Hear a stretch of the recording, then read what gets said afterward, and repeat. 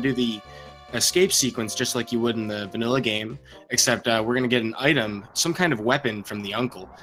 He's going to tell us immediately, hey, wait a second, I thought this was open mode. In which you would not have to spawn here. Oh, wow, that is not what you want to see coming right out of the gate there.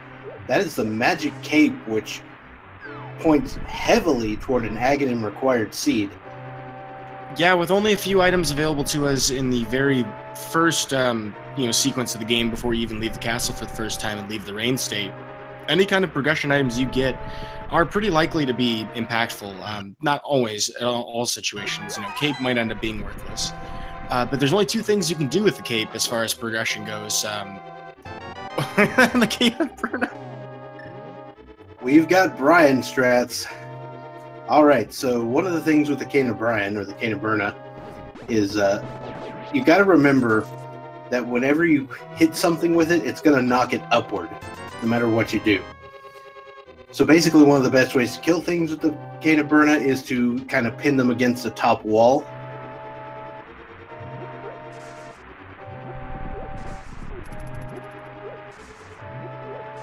Yeah, and we're also going to try to focus on, throwing anything we can to conserve on magic. Pots are really great weapons throughout the entire seed.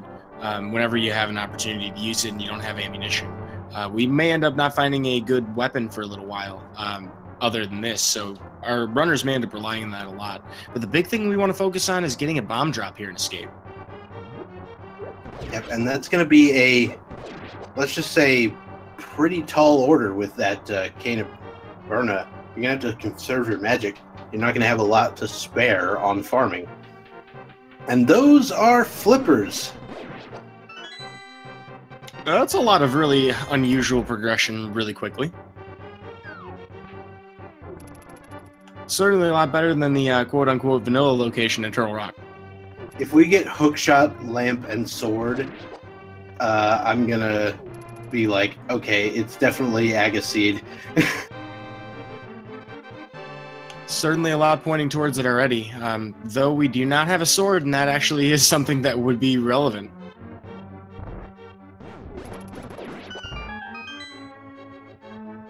Kind of rare, I feel like, to even have to say that. I might not be able to do Aghanim because I might not have a sword by then.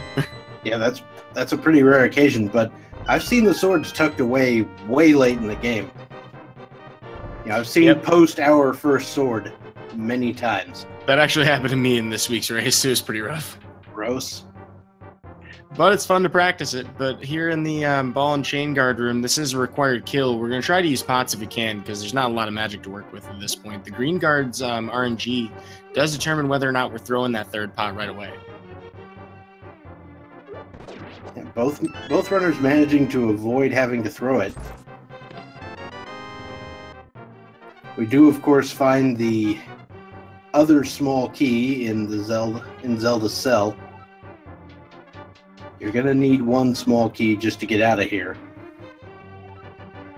Yep, and we haven't seen a map yet, so there is some possibility that we can skip a chest later on with the Sanctuary chest, but that's a little ways off. But our runner's making pretty good time through this. Haven't had to really divert too much because of that Cane of Brian.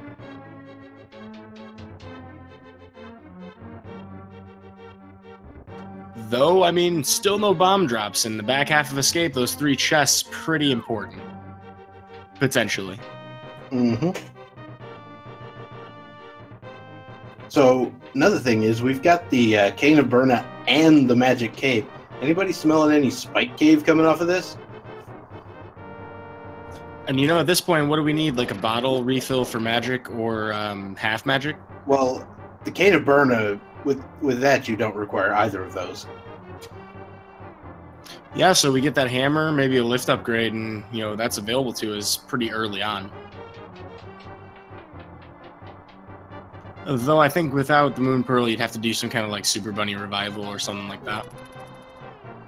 Right. Yeah, you're definitely going to want your, quote, Dark World access items before you head to Spike Cave. But it is a comfort to know that, hey, you're not going to be chasing down, potential ways to get there. It makes more sense to check it earlier on in the race than, say, most people would an hour plus into the race. But these ropes here are a very great opportunity to get drops. Nothing but money for dustsen. similar for Zaphod, gets a little bit of magic. Interestingly enough, our runners have tied their ruby counts, and this is a big 20 here, so really not a lot of value besides those flips here in Escape. And Dustsen's heading up to the top right corner to farm a little more on the rats, but does not quite have enough magic for the key rat just yet. There are 2 pots in here with magic underneath them. Yeah, this is one of those critical moments where, like, if you guess the wrong rat for some reason, you could actually end up, you know, almost sort of soft-locking yourself, having to save and quit to get more magic. Well, we're looking 0 for 2 so far on bombs. Last chance here. Yep, that's going to do it. We are leaving Escape without checking those 3 chests. They're going to be in the back of our runner's mind for the rest of this race. Now, one of the worst things that can happen, and we've seen it a lot in this tournament, is Power Glove being locked behind, you know, the escape sequence there. And if that happens, the only way for them to get it, if they can't find another lift upgrade elsewhere, or if it's locked behind, say, the first one. Funny enough, both of them forgot that they could have skipped that chest. They didn't know they didn't get the other 3 chests. That's true. That's very true. So then they know that there's 3 items in there. Thank you. Silly thing to forget. We have a green pendant at Hera, and a crystal at Desert, though. Yep, and a red pendant over at Eastern. So 6 of the 7 Dark World dungeons will be required to be completed. Which means we'll need at least 1 medallion. Well, we got a tree pole, and I said tree rupee because that's actually exactly the drop you'd normally get for tier 2. And we also have a full magic quarter. Wow. Couldn't be much better than that. Very true. Alright, so just turns out that the Lumberjack Cave is plus 5 bombs.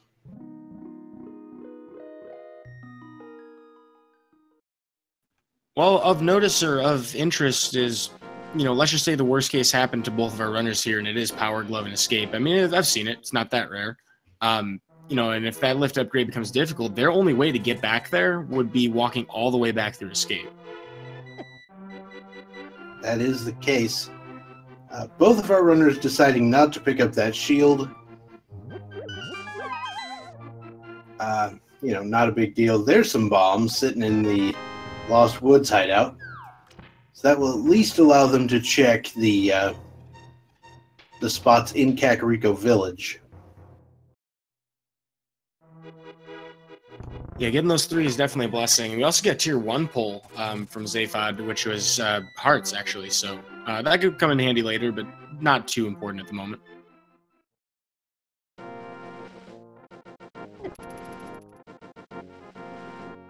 As for Kakariko, though, when you have the 3 bombs, you're doing some pretty standard stuff. You can definitely check all 3 of the bombable walls here in Escape with Thieves' Hideout, the Well, and Chicken Shack, respectively. But we would want more before we head south, because there is a potential item at the race game. Right, but after you finish that chicken house, you can easily go purchase some if you need to. There is a moon pearl in the bottom left chest of Blind's hut. Well, it's interesting for a bunch of different reasons.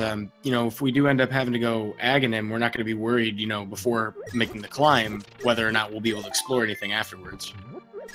Right. And I find that I definitely want to go find the moon pearl before I do an Aghanim climb, period. Unless there's nothing else for me to do. And I think our runners are definitely going to try to exhaust everything before Aghanim. But an early Aghanim play, depending on what's found and where it's found, you know, as far as the remaining progression that's available before then, could be a savvy decision, actually. There's some additional bombs, and I believe that's vanilla, actually. I believe there are some bombs in that chest in the normal game. Yeah, that's correct. And there's a glove, so we're not going to have to go through Escape to get to those 3 chests again. We can just take the shortcut through the graveyard. And I imagine one of our runners will do that potentially right after Kakariko. I was kind of thinking, like, you know, your normal save and quit, I guess, right after, say, checking a race game is probably the most sensible place. I mean, would you agree with that? Yeah, probably.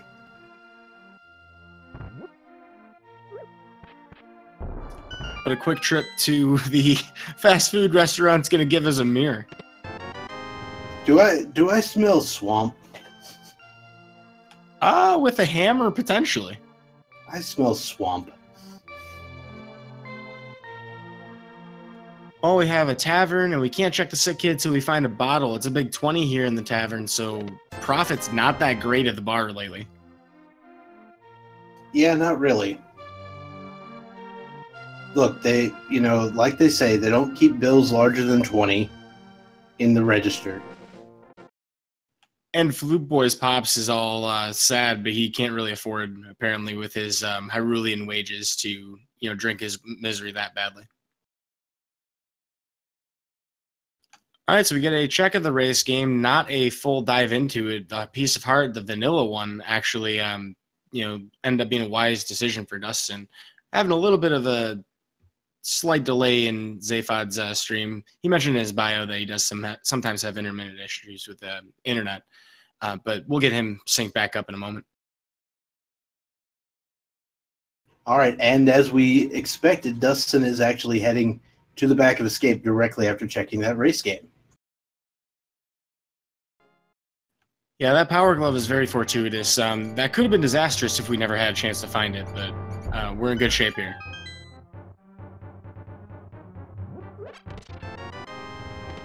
Oh, there's the Cane of Samaria in the back of Escape. That is going to be pretty huge moving forward, and probably their most efficient weapon at this moment. And Zaphod may have just done the exact same thing because leaving Sanctuary, or he's about to. Yeah, it looks like he's about to check it. I think he might have gone straight for the race game. Yep, that would make sense and explain kind of like the delay. Well, goodness gracious, great big red fireball rods in cardinal directions. I mean, that is the Cane of Somalia. All right, that mirror gives them a little bit of an extra edge heading into the dam here. Always excellent to be able to do this in one trip. I don't know. Are you a personal fan of the mirror or the hook shot through that room? Well, mirror is easier. Hook shot is cooler. Agreed. Well, no Aegina's check immediately for Dustsen, and Zaphod tempting Houlihan? Yeah, that looks correct. And succeeding as well, which makes a little bit of sense if you're planning on heading this direction anyway. Since you've got the flippers, the Zora check may actually be required. Yeah, so hedging his bets on fake flipper play, and with the Moon Pearl, actually, that's quite a lot of things you can do all at once. The only weakness to it, of course, is if it's possible and you anticipate going, say to Catfish after Aghanim. But at the end of the day, if it's something that you needed to progress as Zora, you don't want to have to try and get to Catfish first. That's a waste of time. So there were some very nice Samaria strats by Dustsen, and we picked up a sword inside Mini Moldworm Cave, as well as what looks to be the Blue Mail. Yeah, so at this point, Aghanim is now available. We're missing a lamp. Oh, that's right. I mean, you don't have to have the lamp to do Aghanim, but really, do you want to do Aghanim without the lamp? I don't think so. Yeah, so sequence breakable, but definitely not in logic. Well, here comes Ice Rod Cave. We'll see if Zaphod decides to skip Aegina's Cave as well. It looks like it. Yeah, I think the Aegina's Cave check is more likely to happen if you have the book, because you'll head over to Desert. Otherwise, you may wait till you have the flute. And we see that on a lot of people. It's pretty low chance of having something significant. But, some people are holdouts. It's the same chance as really any other chest around here, Ice Rod Cave included. But it's just kind of out of the way, and people would prefer to put it off if possible. Yeah, I mean, you can get a little bit of intel when you're in the desert, but this route, you can do fake flippers, you can go all these different directions. I mean, we don't even need to do fake flippers because we have flippers, but yeah, I mean, some real fake flippers. Yeah, fake flippers. All right, so there is Zora money for Zaphod. And Dustin did pick up the shovel, so at some point he's probably going to check that, but it looks like we're going to get all the Lake Hylia checks. Lake Hylia Island having just a big 20.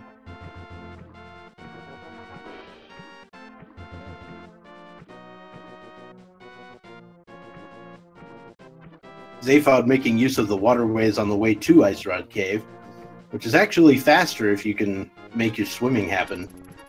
It's faster than walking, that's for sure.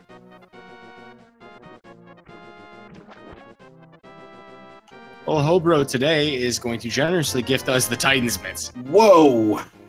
We got gloves. So that gives us some degree of Dark World access. Now, it's not complete. Wait, yes it is. Yeah, so this gets us Kakariko Portal, and then with flippers, we should be able to get to the other side of, to the east side of Dark World, right? Right. So the only weird scenario we have left for Aghanim required is if the hammer is in the Pyramid Fairy. Wow, that's an exotic solution. Yep, it's really weird, but it has happened before, and it's the worst. I'm picturing it, and I'm regretting that thought. Now, there are also several weird ways around it. There are ways to deliver the big bomb without having that portal. It's not easy, and I don't know them all.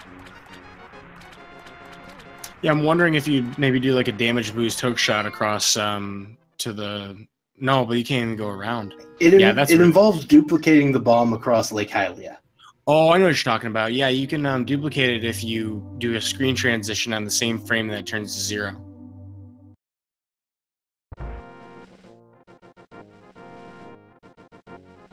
But it looks like both of our runners had the wisdom and I guess foresight to check the powerlifting Hobro. He's clearly getting swole down there.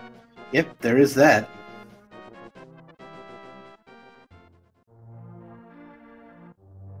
So Dustsen was unable to check the Zora location, whereas Zaphod will be able to check Zora. So Zora turns out to have something. This could be a big deal.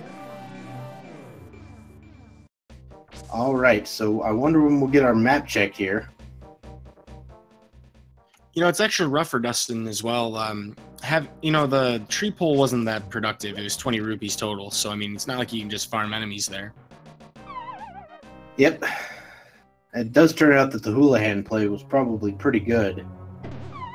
If nothing else, for information. Yeah, that way you don't have to come back up here ever again. I mean, you may have to come up for catfish, but meh. So there is a small key, which Dustin would love to see in this area. That way you don't have to go to the pinball room. And Zora just has, 60% back. You know, I mean, there's worse cashback programs out there, but we did not actually get anything in exchange for it, so I guess that probably is the worst cashback program out there. Certainly not a disappointment to get, though. We have money for Palace of Darkness and potions if we end up needing it. We've already done Bottle Vendor, and we can also check Chest Game and Dig Game when we get to that point. So, not the worst thing out there. We will get the other item out of Skull Woods here as long as it's not in the back half. So this chest will be basically the one remaining spot that Dustin can check, presuming it's not the big key. Yeah, and thank goodness for the Cane of Samaria. That's all I'm saying. Oh yeah, very unequipped for this. Just a small key though, so there is one item left either in the back or in the big chest. There's our map check. We've got Turtle Rock and Thieves Town. Ag is officially dead.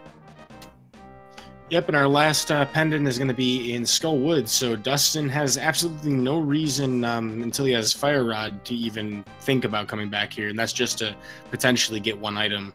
Though we've seen a fair few pendant dungeons having board and progression, so it remains to be seen. But we do have the cape, so why don't we check Bumper Cave in the first 20 minutes? That's something. Just a +5 arrow or bomb upgrade on the Bumper Cave. Will Dustin head over to the graveyard ledge. It looks like it.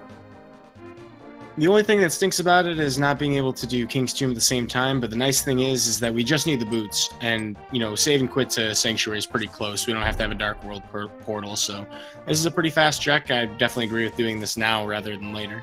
If you're going to go up to Bumper Cave, why not?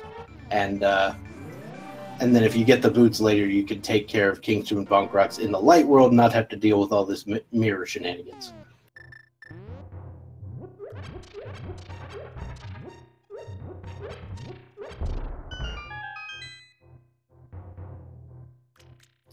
Well, we haven't seen a ton of Quiver upgrades yet, but that's definitely not what we're looking for. Dustin's going to completely ignore it. Now that he's checked pretty much everything he can in the north side of Hyrule, has some choices to make. I would think that most likely going to check Village of Outcasts at this point, though. Yeah, so I imagine you go into Village of Outcasts. Some people will go ahead and clear out Thieves Town, and some people will actually wait until they find the hammer. So it depends on what sort of a player or what sort of a strategy Dustin wants to take here. One relatively new adjustment to the logic, I'm not sure if it's just version 29 or maybe 28, but the possibility of chests having the key that unlocks the chest right inside the chest, basically logically excluding it. You can get all the dungeon items outside of whatever room that is. The big key, or the big chest in Thieves Town, is one of those such things. So a lot of people are more willing to go in there and clear it out with or without hammer than previous logics. So Dustin is actually going to go ahead and do the digging game right now, and maybe even take care of Blacksmith before heading into Thieves Town, or even checking the rest of Village of Outcasts. All he checked was the Sea House.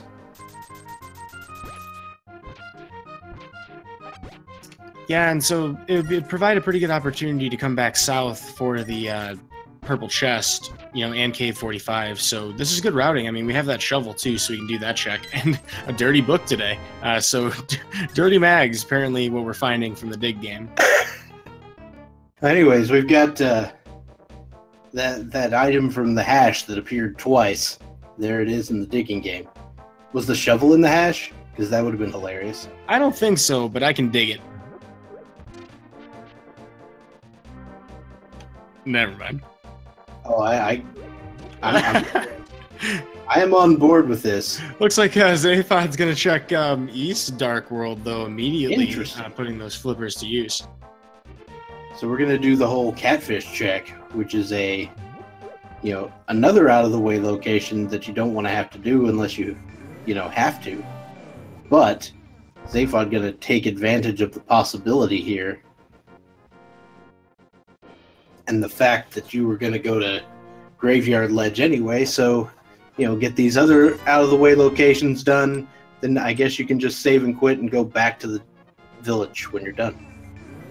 Well, it looks like Dustin's going to find out that it's Lovesmiths today, and Zaphod getting a big 20 from Catfish. Not too happy about that, I can't imagine. Yeah, that is pretty much the case. But as we stated, he's going to save and quit to Sanctuary and head back to the village. So definitely some very different routing choices. Certain one-offs seem to be kind of common for Zaphod to check compared to Dustin overall. Yeah, a little bit. Now, if Zaphod or if Dustin just gets in a position where you need to check that catfish, then that won't really mean any lost time. And in fact, it might be a time gain for Zaphod because he got it out of the way at the same time as something else. Yeah, I will say that much about both runners. They are grabbing several items in each route that they make, so that's definitely been paying off very well. That's time that could have been lost compared to somebody doing the same item checks in different times. And somehow we have landed on the exact same rupee count again. It's more impressive the longer the game goes. That's, wow. And if we had just had 30 rupees somehow in the chess game, that would have maintained its status. Alright, so Dustin is heading into Thieves Town. We did find the small key, as well as the big key, out here in the front. You expect the big key, the small key, not necessarily. 2 more chests in the front, and then we can head to the back. Yeah, we have a lot of very comfortable weapons for this dungeon, despite being a little bit low in health. I mean, Cane of Burna, cape, having at least some kind of sword, definitely good things for Thieves Town. Yeah, Burna strats on blind makes it basically trivial. And truthfully, the only reason not to do it is just to save on lag. Yeah, basically. Basically, what I'll do is I'll do the first phase with the sword, because you just basically stand there and poke him a couple times. And then the second phase I'll try to do with the sword, and then I'll panic and go to Brian strats. I think the big thing about getting second phase of blind, because that's the most important one to do as fast as possible, is just like holding left a little bit as you swipe down. That one's like a really weird one to get right, but once you got that second phase, like it's really automatic every time. But we have the comfort of these items and probably a lot of practice on blind. I have to imagine these guys have done their boss fights quite a lot. Unfortunately, neither of them have boots, so we're not going to see any sick hellways today. No god pixels, unfortunately. Yep, that's unfortunate. The other day I learned a secret about that. It's not really a secret, but you probably know it. It's if you got the boots, which that's when you care about it. If you just start dashing from the door and then try to stop in the right spot, you'll either be on the spot or be way off, and you'll know it. That actually comes down to how dashing works. You're always going to move 4 pixels per frame, so if you start in the door, you're going to be lined up correctly pretty much every time. Although I don't practice that. I mean, that actually is the best way to get it consistently. I just kind of eyeball it and sometimes get it. And then Mr. Patrick Star is like, nope, not today. That is basically how it works. All right, so Dustsen now heading down into the basement.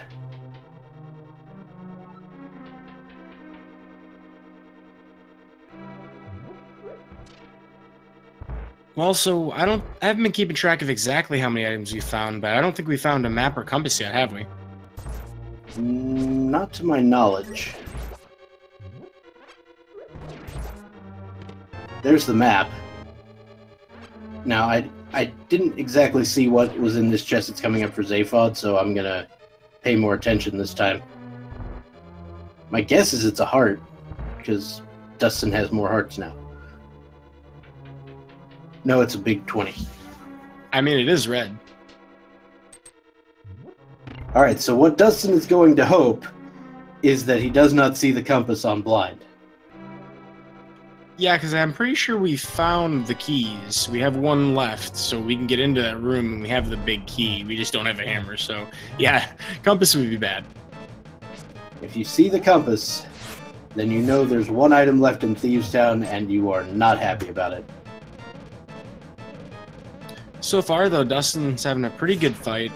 You want to keep above blind as much as possible and avoid the hugs directly to the head, but one more hit and he's got this. There we go. I think with Blue Mail, it's pretty much a wash which one you get hit with, right? Like the heads will take 1 damage, and so will the fireballs, right? I'm not sure if the fireballs are always 1, but usually it's 2 and 1 for green mail that I'm used to from NMG. So I'm pretty sure that it's 1 and maybe half a heart for the fireballs, if not 1. You'd be proud of me. I actually did an NMG run the other day. Hey, there we go. How'd you do? It was like a 156. Oh god, everybody's gonna overtake me real fast. But it goes to show how much practice people have put into this game, and there's a really great resource for all of you out there who want to work on various rooms and have like a preset editor to kind of customize your equipment and all that. Oh yeah, it's called the Practice Hack by Poor Little Pinkus. I'll link to it in chat. It's kind of the best. If you have any interest in playing this game competitively in a tournament or just racing for fun, you want to get better at certain fights with certain equipment, highly recommend it. I don't know who made Helpasaur King, but it's the best. Also has the best name in all of bots. Alright, so we will not have an item in the big chest of Thieves Town. We did see that before, I just didn't mention it. Big chests are useless. Big 20s are useless. We got one from Blind and from K45. So Dustin's going to continue that world tour with that lunchbox with a shovel check here in the Haunted Grove. As Zaphod, excuse me, probably making some of the same checks. So Stumpy only giving us some bombs.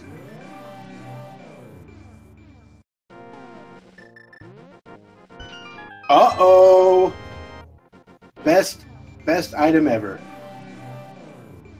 Certainly one of the most rewarding safeties, and sometimes, just sometimes, it can lead to a required item. And you know, something I've been trolled with in this tournament myself is Hammer at Magic Bat, which is absolutely possible. So keep your hats on, folks. Meanwhile, Zaphod Beeblebrox is going to actually dig up the Hitchhiker's Guide to the Galaxy, the green format. I don't know if it's the first one or So Long and Thanks for All the Fish, but it's probably something good. Yeah, I mean, as long as it just says "Don't panic" on the cover, you should be fine. Absolutely. And I hear it's the R entry is just 2 words, mostly harmless, right? Yeah, I think Hyrule's entry is actually longer than Earth's entry. Almost assuredly, I would hope. But we have a hype cave, and the index is looking pretty low so far. Oh, the hype cave is fail. So what was that? 10 arrows, 2 heart pieces, red rupee, and green rupee? That's terrible. That's like -1 out of 10.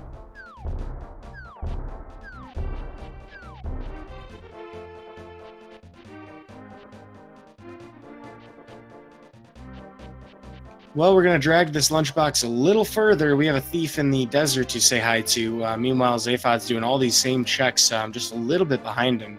So, interestingly enough, it seems like that Houlihan, from what we know, was kind of more of a waste of time. But, I mean, it was definitely a safety play to make. Mm-hmm.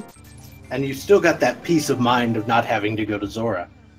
I think dustsen is going to go ahead and see what is on the Bombos tablet. He's not going to be able to get it, but he is going to be able to look. And that's potentially important. Yeah, truly no better time to be doing this, even if it ends up being nothing. You know, you just don't want to have to come back here. And wow, half magic. Wow, that's pretty interesting. And dustsen is going to go ahead and head toward Agina's cave and potentially desert. So this is a very nice route. So I got to think, if you have the opportunity to, like, let's just say desert's boot locked and you have to get boots later. I think you would come back and try to go through, the Bombos tablet if you're going to go back to desert. Yeah, I think so. I mean, I'd take half magic if it's relatively convenient. Not a whole lot of importance, though. We're going to bomb the other cowboy, Agina. Yep. So the 2 Sage brothers, I found out what they're named after. I don't know this one, so if you know lore that I don't, I'm happy to hear it. So the 2 Sage brothers, Agina and Sahasrara, are named after the 6th and 7th chakras from Hindu mythology, which are Ajna and Sahasrara. That's amazing. Today I learned.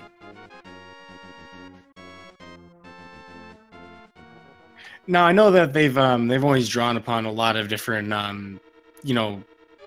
I guess historical mythologies to kind of build some of the lore of this. I mean, there's obviously influences from all over, but that's one I had never heard of, and that's really interesting because plenty to read up on if you have any interest in all of that stuff. But diving back towards the action here in desert, we're gonna get a 50 rupee chest, and dustsen, knowing that the logic can't possibly have him going to the torch yet, opts to save and quit. I'm kind of curious as to why he wouldn't have checked it, though. All right, now Zaphod is checking the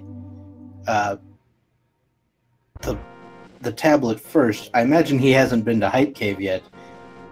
But what are the chances that somebody checks the first chest of Swamp? I would argue relatively low, but we have access to it. I mean, if Zaphod wanted to, this would be the time to. So maybe just wanted to skip, doing that until way later altogether. Obviously, definitely going to check Hype Cave while he's here, though. Oh, yeah.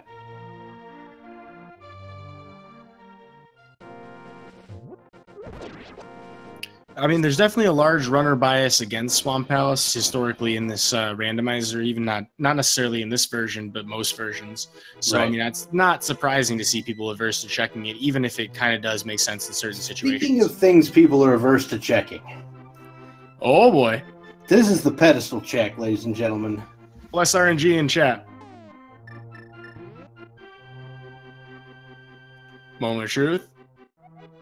Womp womp.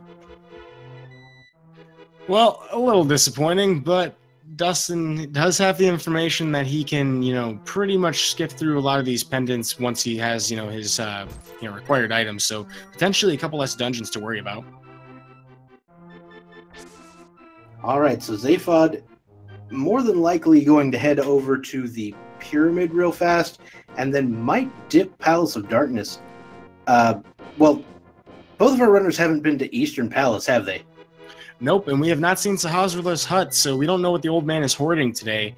And on top of that, we definitely don't have that green pendant to turn in. So if we had access to Hera without, say, having that lamp, or, like a flute, for example, there would be a lot more incentive to hold off on, the Eastern Palace area until we had, say, the Tower of Hera green pendant. But pyramid check time. Just bombs on pyramid. Zaphod has already checked the catfish, so this is not really a problem for him. And especially given the fact that there's only one real way into the Dark World here, I actually like the fact that he checked catfish that early, because now he just gets to, head over to Pod without any sort of waste of time. Yeah, it's really heads-up game vision to remember that you have the flippers to get to the east side like that. A lot of people find themselves, having, boots and having to do some kind of water walk from the west side if they don't have, hook shot or hammer, any kind of configuration. Looks like Dustin's going to remember, though, that this hammer location is possible. He's going to check that magic bat today. Oh, this is one of my favorite places to find the hammer. I got really upset when I found it in my first match. But it's just 50 rupees. And of course, some peace of mind, but the old man hoarding a lot of love in the back of his shack today. Do I need to bring my jukebox money? I like the cut of your jib. Anyway. References being thrown out left and right. Some of you may be a little young for that stuff. Or maybe not. I'm seeing some reactions to it already, so maybe we do cover the gamut when it comes to age demographics. Yeah, there's a lot of, relatively older people in this community. Just Good, because it's a classic game. Yeah, when this came out, we were all like 8 or 9. So, your instincts were absolutely right about, Palace of Darkness. It looks like Zaphod's finding out that small key will give him access to the back half. We still don't have bow or lamp, so not a lot we can do in here without that or the hammer. We can at least check a couple chests. Maybe this is a required double or triple dip. Better to find that out early. Yeah. Now, it's very possible that the bow could be somewhere here in the back, but you're going to need... Well, there it is! Not only is it possible, it's confirmed. I was going to say, you're going to need a bunch of keys, but how about no? So that doesn't get much better than that for Zaphod. Going to be able to do Eastern Palace as soon as he finds that lamp, and given that both of these dungeons are tied to the lamp anyway by logic, and completable without the lamp by sequence break, and I don't believe he wanted to see a lamp in his bio, so he may just do exactly that. Yeah. So we still need the hammer. We know that we won't see a... we know that we will not see any items over here on the right-hand side, because we already found the big key and the bow in those two chests. So these two on the right, as well as the big key chest, are all guaranteed to be small keys. Yeah, and but until we find the lamp, needs small keys, so yeah, he should definitely come over here and get it. See, now that's the wizardry that I'm still trying to pick up on. Knowing the Palace of Darkness logics for like every single item configuration. That stuff blows my mind. So, including the big key chest right there that he hasn't checked, but all the ones he has checked, there has to be at least 4 keys among those chests. That's so you just use exclusion. Yeah. So once you find 2 things that aren't keys, you know the rest are keys. That makes sense. Well, this is a situation where some people would consider a hammer jump. We're not seeing that out of Zaphod unless he's going to try and do it from the top side. And Dustsen will find his bow pretty shortly as well. All right, so there is a map in what is traditionally the compass chest, I believe.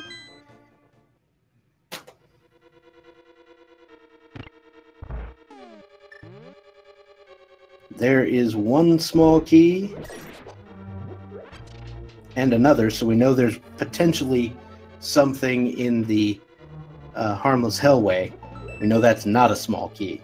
And being that it's the one remaining item that we can still check in logic, I'm absolutely going to make a quick look at it here.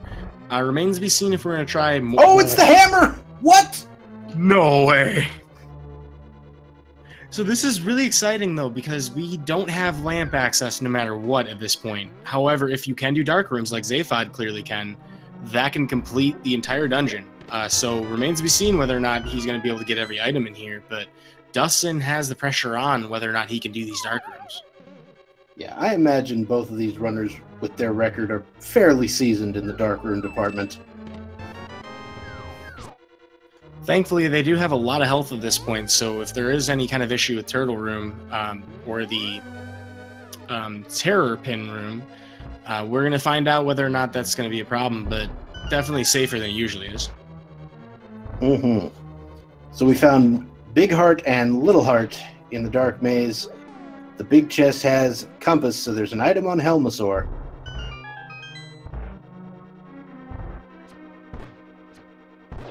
Also, for those of you out there who are feeling maybe a little intimidated about joining competitive randomizer for dark rooms and stuff like that, you are allowed to, by tournament rules, to have a map open, say on your computer monitor showing the routes for the dark rooms. Nothing against that at all.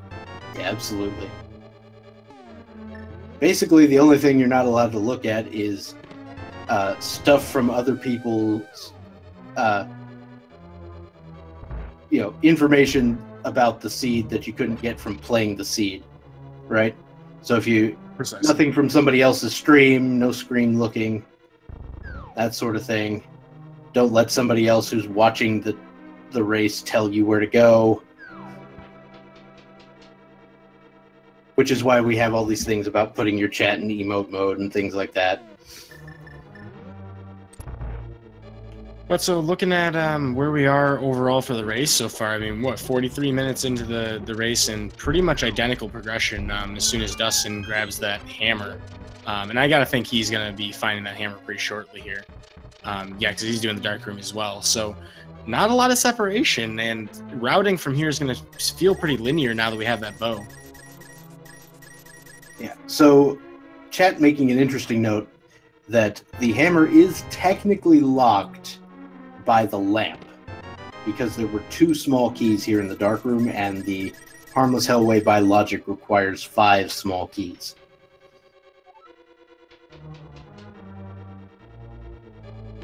So that is something that our runners will have to consider in their minds. It limits the amount of locations that lamp can truly be at. Since we have found the hammer and we know that it was locked by lamp, anything that we need hammer to access will by default not have that lamp. Correct.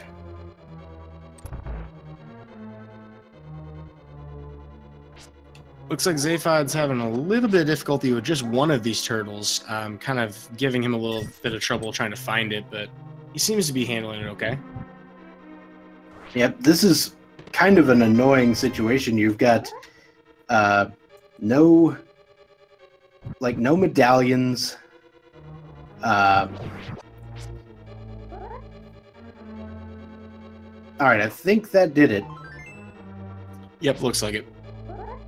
Yeah, so a lot of times what I'll do is I will, if I'm trying to feel my way around in the dark turtle room, is you know, hit the floor a few times and like hold out my sword to try to poke them and find them. Because they'll show up that way. But Zaphod has pulled it off. He's just going to need 17 quick hammer hits to the face here to knock off the shield, and then can opt for a couple of different strats here for finishing off Helmasaur, though most people are going to try to do hammer hits or spam arrows on the jewel. Oh no! Zaphod, why? What happened? He accidentally mirrored when he was menuing. Oh no.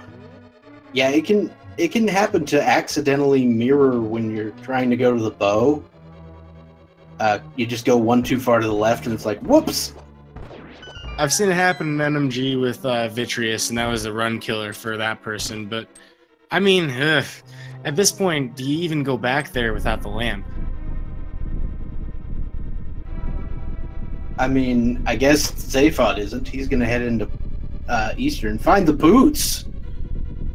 Well, that's a pretty nice find right away. I mean, it's not going to be a huge time difference between Zaphod and dustsen for finding that, but, you know, he'll have the boots advantage for a couple minutes.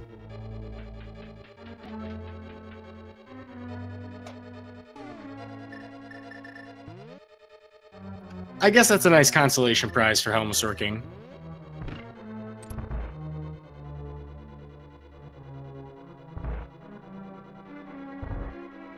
All right. Just a map over on the right-hand side of Eastern. I suppose the Helmasaur King, you know, mirror there becomes less painful if you can find the flute sometime soon, but otherwise it's really annoying to come back here. Yeah, that is true. I think Zaphod may actually go back in for Helmasaur after Eastern. I think just after that you might want to take a break, get a little less salty, do this while you can, and then go back. Would certainly be a good way to cool down from that. Having seen racers do that in other, you know, Zelda, whether it's Randomizer or NMG, it's just most people get pretty frustrated. I see a lot of people forfeit their races from stuff like that, so props to Zaphod for keeping his head in the game to continue this race. All right, now dustsen is attempting to feel his way around the turtle room. Yeah, on the other side of planet Earth right now, for myself, I guess this would be Link to the Past after hours in the dark, but on screen, no matter where you are, it is after hours in the dark.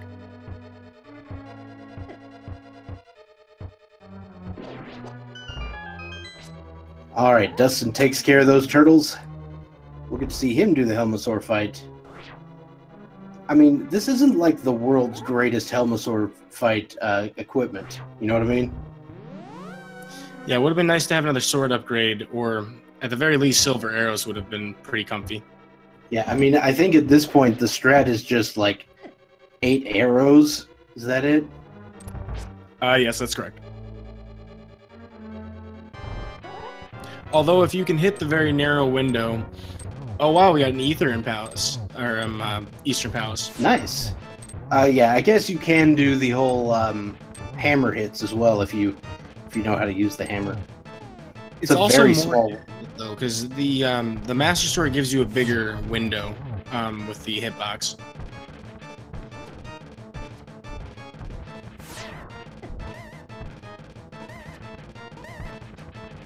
Well, dustsen is bobbing and weaving. He will pull it off with some repetitive arrow spam, plenty to work with. He even has exactly enough to finish off the Armos Knights if he goes to Eastern Palace right away, which he should. So by picking up just one pot, he should have enough for the entire dungeon. Very nice. Though I'm paranoid and I get, like, every pot. Definitely not a bad idea. It's a holdover for a lot of people from playing just the NMG route. We're going to see a pretty fast kill here, though. Zaphod has exactly enough arrows if he gets one drop here.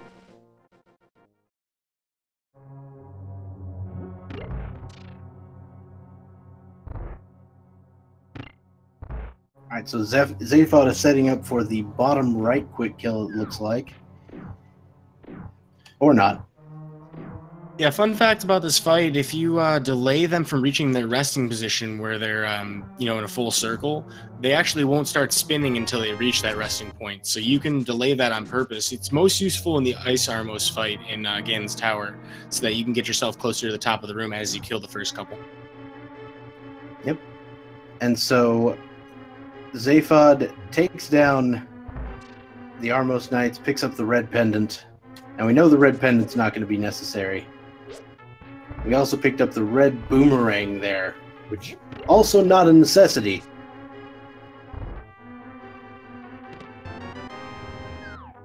So it looks like, having picked up the hammer, looks like we're going to do this King's Tomb Bonk Rocks play.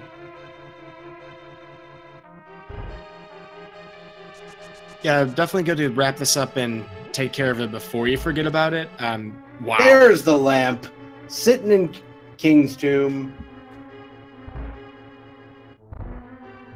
Well, so I mean, the only way you'd have that going into Palace of Darkness is if you had decided to dip Eastern Palace early on, so it was a double dip of some sort required, by logic. Yeah.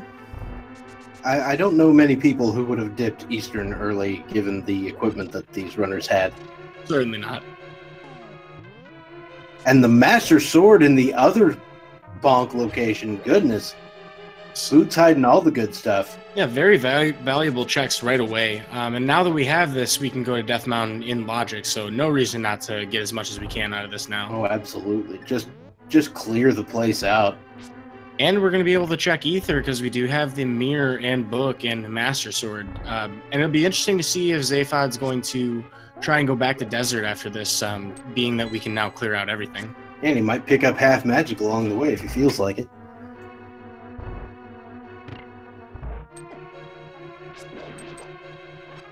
Over there on the Bombos tablet.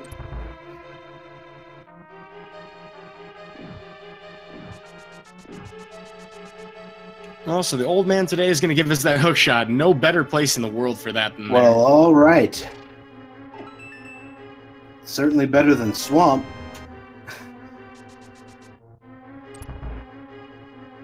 Oh. Ooh. No worse place in the world for that dead rock. My goodness. The game deciding today that, oh wow, nice use of powder as well. Yeah, Zaphod deciding, no, you deserve to die for that. Yeah, we can't give you all the good luck. Well, it looks like Dustin's going to nope his way out of Eastern Palace once he's found all the items. He did find Ether there, and we found our second shield upgrade on top of Spectacle Rock. Because Dustsen is the one who checked the pedestal. Zaphod did not, so Dustsen saved himself some time knowing that he doesn't have to go fight Armos. Yeah, so I mean, that mirror's looking to be even more costly than it originally was in our impression of it. And it looks like Dustin does have the foresight to also check the two boots locations. We're also going to see Ether right away. All right, so the Ether tablet today has a bee in a bottle. That's our first bottle, by the way. Yes, so we can finally check Sick Kid. That's one thing that our runners have to keep in the back of their mind next time they're going to be going through that particular area. I would think that you pair it with your flute if you find it pretty soon. Yeah, I imagine so.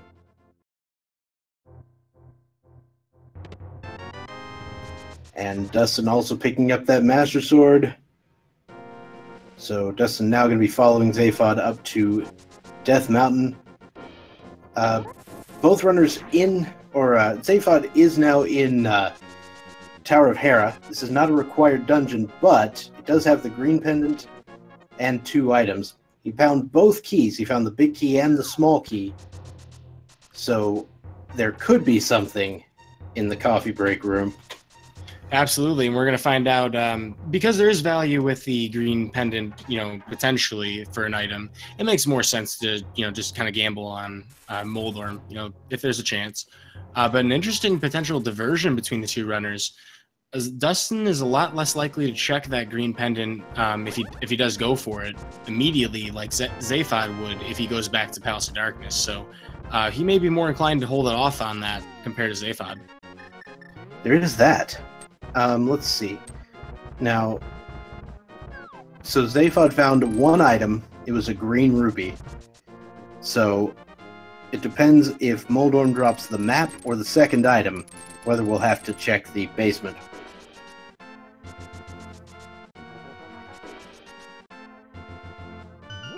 Well, we're not fortunate enough to have the hammer for this fight, but Master Sword will definitely do the trick. I mean, he's got the hammer. He's just not using it. I completely forgot about that. Hammer would have been a little quicker, in my opinion, but it's also a little harder to do, a little more precarious. You can't hold against the ledge. And we did find an item here, so there should be nothing of value in the basement. Yep, the map is in the basement. No reason to go there. Dustsen is actually checking the east side of Death Mountain first, which does make some sense considering the large chest density over here. Yep, there are 8 total chests on the right side that we can check immediately now that we have these items. 7 in this particular cave, Paradox Cave, and 1 in Spiral Cave. So definitely a lot to check here. Zaphod's going to open up the Turtle Rock portal, or it almost looked like he did. He was checking the floating island. 300 rupees, bombs, a red mail, another bottle, and a blue ruby. So it's not going to hurt Dustsen that he hasn't seen the ether tablet yet. I don't think it's going to hurt him either way, to be honest. He actually set up a portal down here so he could check Super Bunny Cave at the same time. That's really smart routing.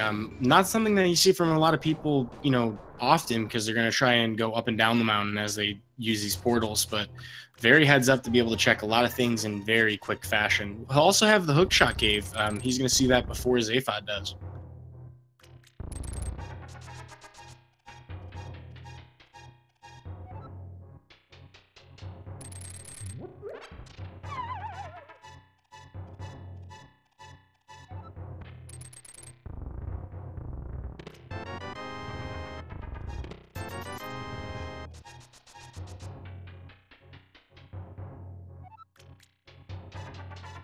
So not a whole lot so far. Some extra safety, which is always nice.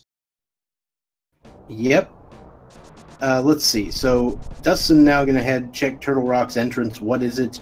It's ether. He's got ether, so we could even see a dip into Turtle Rock, which would be a little weird given the lack of fire rod, but it is possible.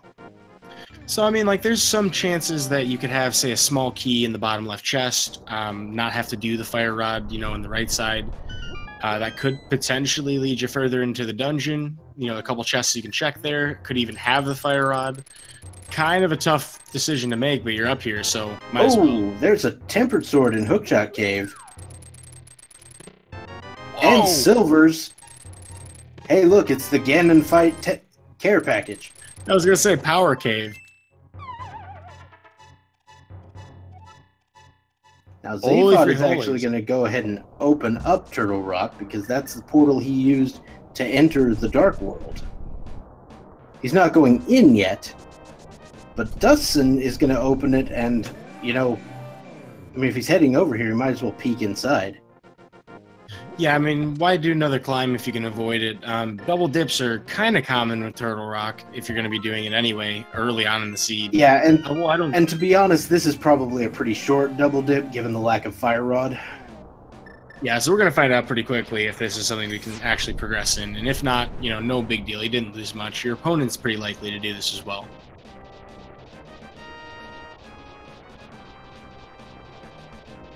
And we're getting pretty close to synchronization here. I mean, there's definitely a couple of rooms difference between our runners, but they're going to the same places.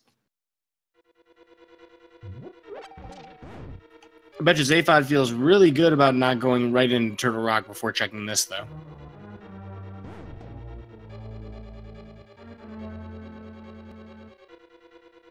Well, first chest needs to be something that's going to get us further into. Oh my God! What? What in the world? Get out, Turtle Rock.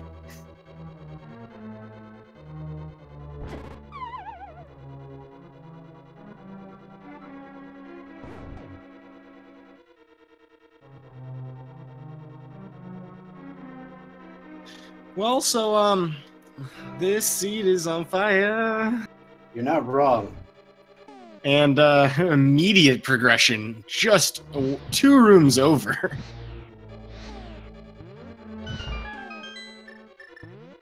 Spike Cave giving us just a little bit of love. I guess that's kind of appropriate. Unfortunately, not a full health heal. The troll Zaphod there, but Zaphod didn't dive in, and that's going to be a big. Well, do you call that a miscalculation? Well, no, it's not a miscalculation by any means. It can't be. I mean, it's just what? You can't have predicted that.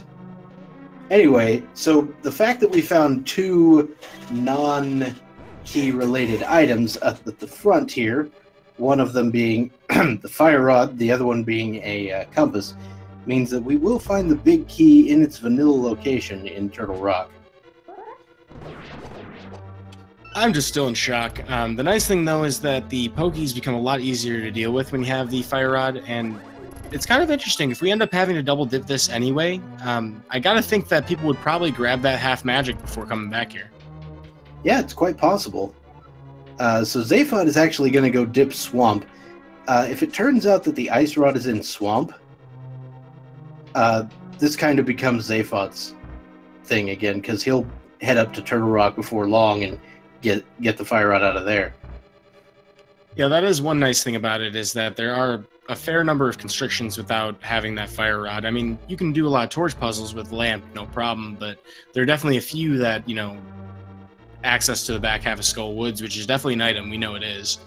And various other places where it's just a lot nicer to have the fire rod. Likely to put us back towards Turtle Rock pretty quickly. Though it's probably going to be an extra climb for Zaphod either way, mainly because we don't have another way of reaching, the Ice Palace.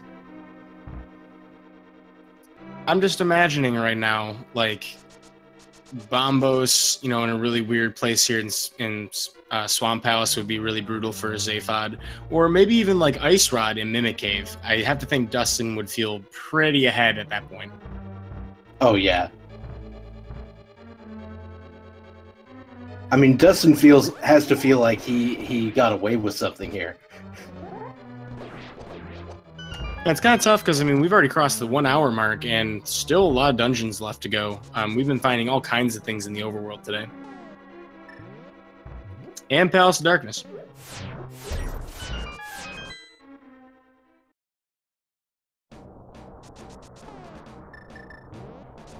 Interestingly enough, one of our runners has been in Desert. We don't know what's on that torch yet. There's a blue boomerang in Swamp. Yeah, we know that the torch is either a small or big key. Because otherwise, you're going to have trouble. Oh, yeah. Good point. But there is potential for items still. That's what I probably should have said. Yeah, there's 1 item left in Desert. And it is a boots lock dungeon, which both runners have the boots now, so that's not a problem. Turns out Mimic Cave, not really a big deal right now. And Zaphod, as you might expect, is in fact skipping left side of Swamp for now.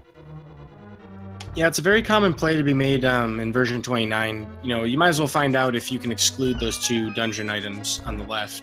And by the looks of things, I haven't seen a dungeon item yet. Neither have I. Oh my goodness, the flute. What are you doing? Yeah. Oh. That's a crushing blow for Zaphod unless he comes back to Turtle Rock before long, because that's just so many items that we need.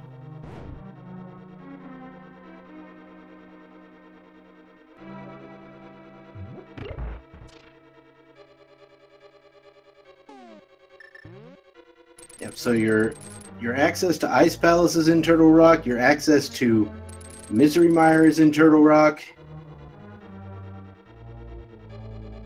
Oh, everything's coming up Dustin right now. Although, chat rightly pointing out that we're not going to be able to check Mire area at this point, so that's another thing that, can't be done without the Turtle Rock items. Zaphod is likely to come back up here, even more so when we know that. Right. it does make it much more likely that the time spent before this particular check will be much lower. So I didn't see a dungeon item other than the big key. So I think we left one item in Swamp right now.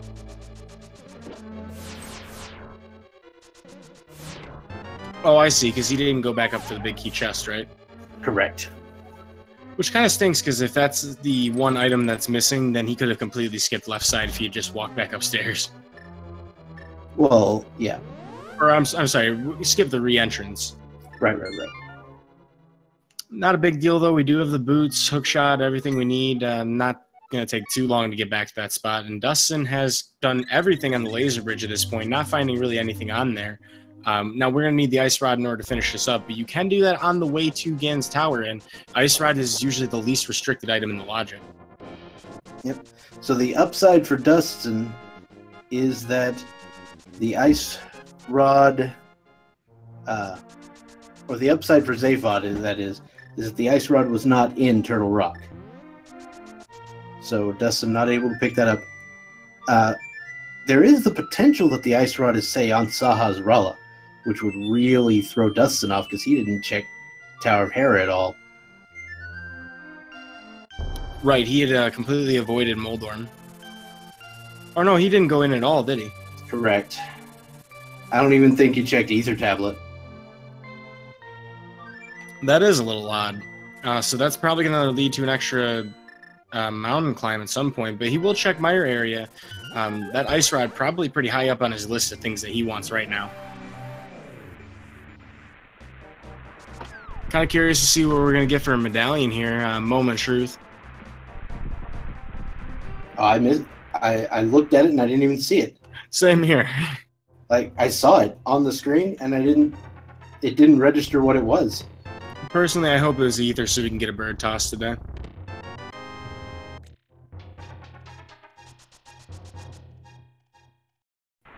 Bombos? Really? Wow. So that's the one thing we haven't found. Would be very convenient to find it here in Checkerboard Cave, but I don't think Dustin's going to necessarily get that kind of luck.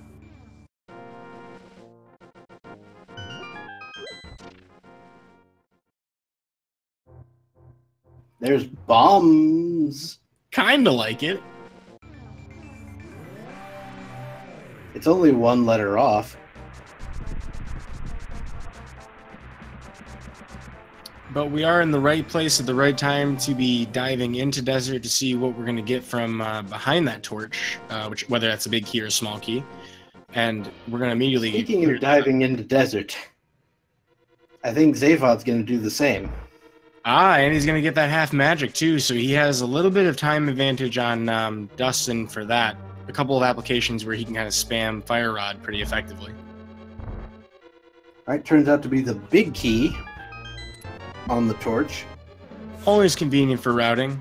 We did come from the backside, so we are going to walk into the left room here, get that big key chest, and then when we do go to the right side, if this ends up being the... or this has to be the small key, doesn't it? Yeah, it has to be the small key. Yeah, we'll be able to re-enter from the left side, but interestingly enough, Dustsen possibly remembering that he hasn't found a map or a compass, I believe so, he would be able to exclude the items on the right side if the Lamolus ends up having an item. Yeah, he figures he's got to go to Landmo anyway. Go ahead and do this. And if it turns out to be a dungeon item, then we'll go back in. Which seems like a perfectly reasonable play to me. My favorite praying animation is Luigi drinking his coffee mug there. Shoutouts to Zaphod for picking Luigi, though, by the way. I'm a big fan. That's my personal favorite. Well, all right then. He's just got so much swag. Like, look at the way that Luigi walks.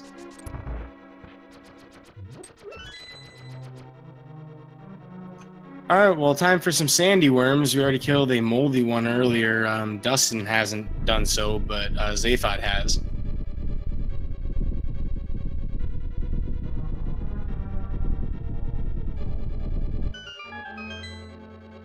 And looks like we're going to get silver arrow strats today, so this could be a very fast one cycle if everything goes well. Indeed, and there it is. Holy moly. It is a map, however, that means there is one item left on the right side of desert.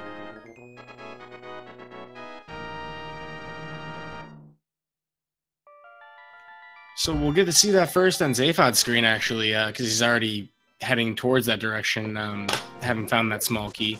Probably what I would have done personally, but I think that what we discussed before from Dustin actually does make a lot of sense. The reason it makes sense for Dustin, is he actually went in from the left side door, so he could mirror to that spot. Yeah, so that's where the time. Zaphod was not able to do that because he doesn't have the flute. Oh, I see what you're saying. Okay, yeah. So I mean, there's extra time saved from not having to cross from the middle to the left. But I think that only looked like a piece of heart, if I recall correctly. Maybe that was a big 20. It was a big 20, I believe. Yep, we're seeing red here, but not the red we want.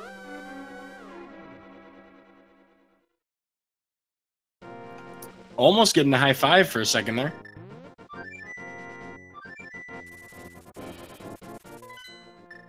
All right, so Dustin now going to head over to Ice Palace, it looks like.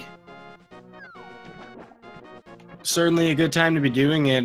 We don't really need that bombos. However, walking in here when half magic is available, I'm kind of surprised by that. I guess maybe because it's a little bit annoying to get to that portal. Yeah, it is kind of a out of the way thing. He may pick it up before going to Swamp.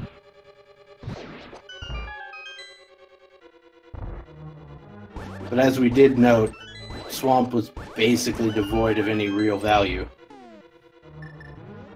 Yeah, that's absolutely true, and we have checked all of Palace of Darkness. We know that Skull Woods could have potentially one item, which might be that Ice Rod. And Misery Mire is not available to us until we find that Bombos, so Ice Palace looking pretty likely right now for at least one of those two things.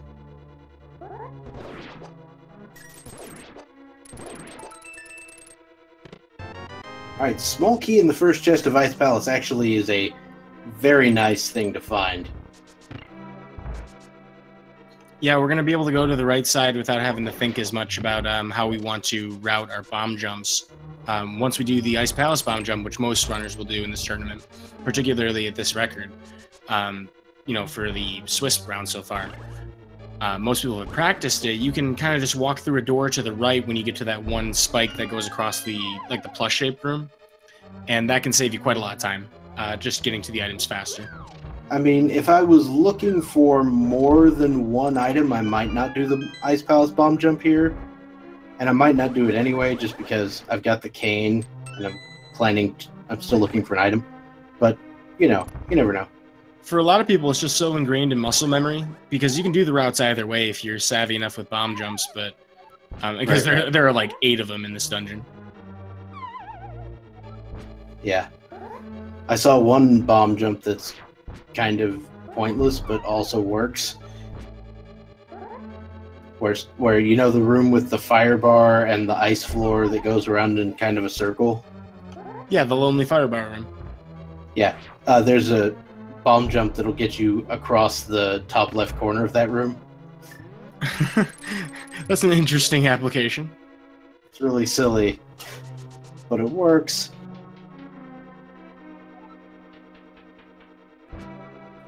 I didn't see Sick Kid contents there. Looks like Zaphod did just check that.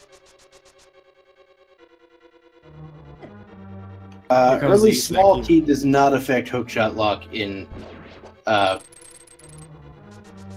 Ice Palace. Hookshot lock occurs if and only if the big key is on the left side.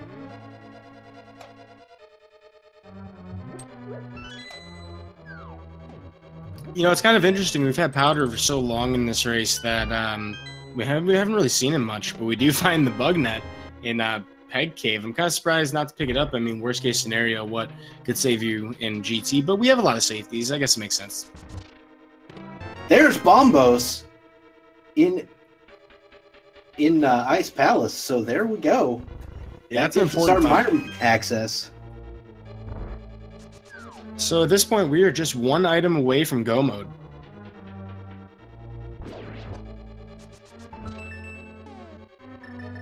Dustin gets a nice little glitch where you activate the switch without but leave the sprite there with the dash strats, or the hammer dash.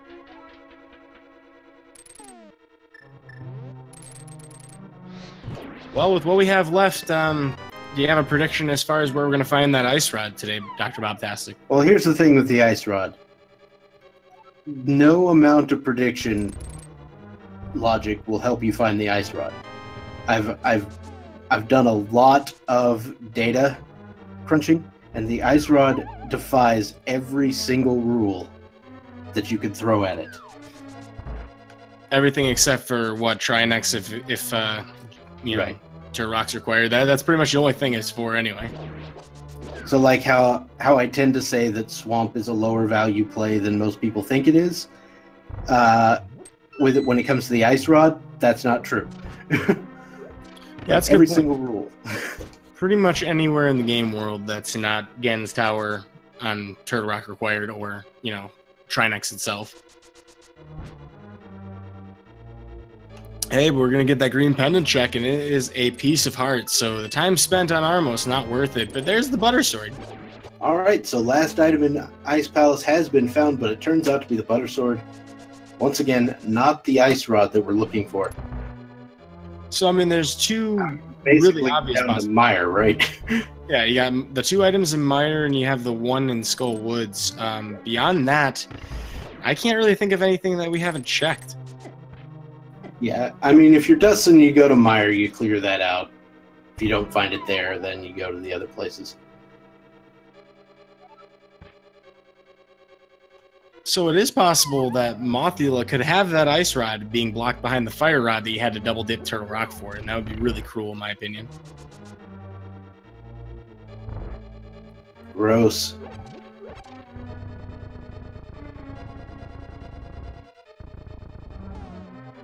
I mean, if it's in Mire, you also had to double dip for the ice rod because you needed it to get Bombos.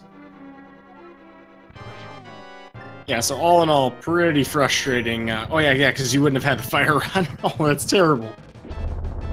Guaranteed double dips no matter which way you go. We're going to get a cold stare fight out of Dustsen here. Having kind of a close call for a second there with the icicles, but Gold Sword really melts him down fast. Yeah, Puffballs stand no chance against Butter Sword. It was kind of like a hot butter knife through ice. Yeah, that does it. But Zaphod will get his revenge kill on Helmasaur King. Not Helpasaur King, Helmasaur King. And this time around he'll have silver arrows, which will make the second phase considerably easier and hopefully less mirror. Yeah, and this time he's got silver arrows, so you can just kind of go, boop. Fun fact, folks, if you're not familiar with the damage tables for the bosses, there are only 2 bosses in the game that can take more than 1 silver arrow. Ganon, of course, is one of them. Oh, he almost did it again! And Vitreous can take 2, but every other boss that can take damage from silver arrows will usually get hit in 1. Mm-hmm. Dustsen is, of course, steering clear of Swamp.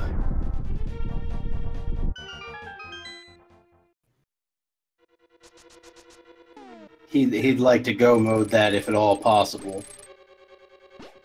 Yeah, and from what we know, it won't hurt him to do so. He's definitely not going to need to do Swamp in order to hit go mode. So looking very probable here, as long as, you know, he doesn't decide to hit Swamp before, say, Mothula, if this is a bust.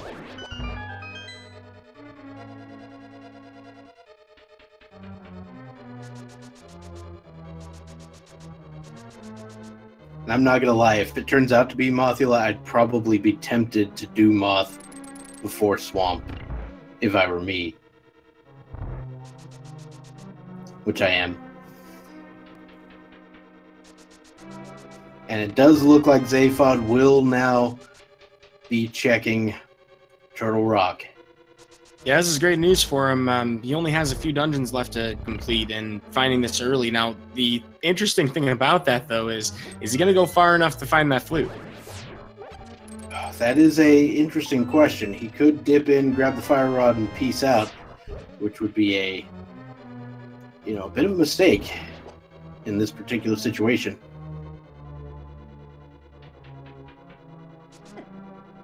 It's kind of tough, though. I mean, you're an hour and 20 minutes in. You feel like everything's been pretty smooth as far as, clearing stuff out. Yeah, they've obviously done a ton of overworld checks in this time and really efficient routing.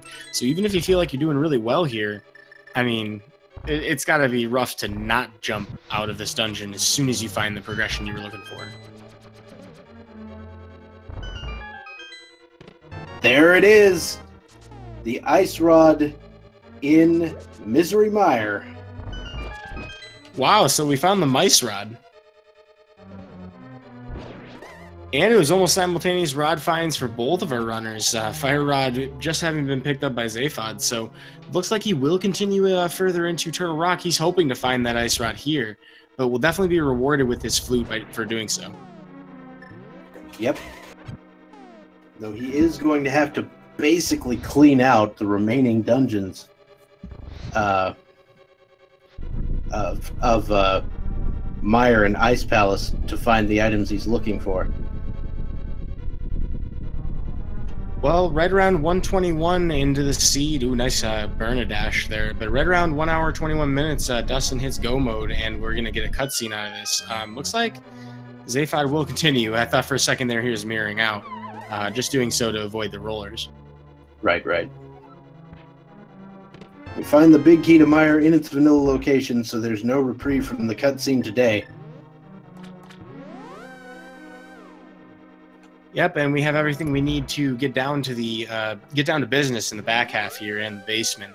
I didn't see any kind of setup for any sort of spooky action glitch today. No problem. It's only about a 5 to 10 second time save anyway.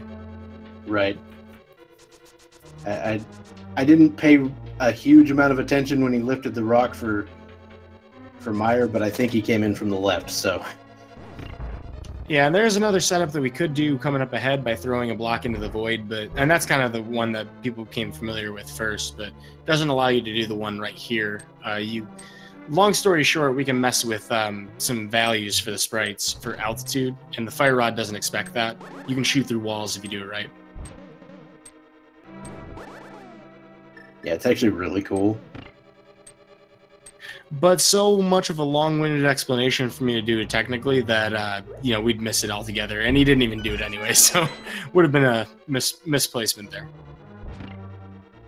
But that glitch allows us to skip that bombable wall room completely, so that's a cool thing. If you guys haven't checked it out, I gotta see if we have the Helposaur link up for that. Yeah, so follow that link that you see in chat if you want to get a more in-depth explanation. It allows us to really do some sweet-looking stuff. So I got a question for you. After you set it up with the, lifting the rock with the flute, is there anything you're supposed to avoid doing after that? Generally speaking, no. It's not a big deal because normal item use in the dungeon won't mess with the setup. You just want to... I think you want to avoid, like, spawning Samaria blocks and picking them up. Because you're supposed to use a dash right before the first use of Samaria in the basement. That's how you kind of swap the slots again for the sprites.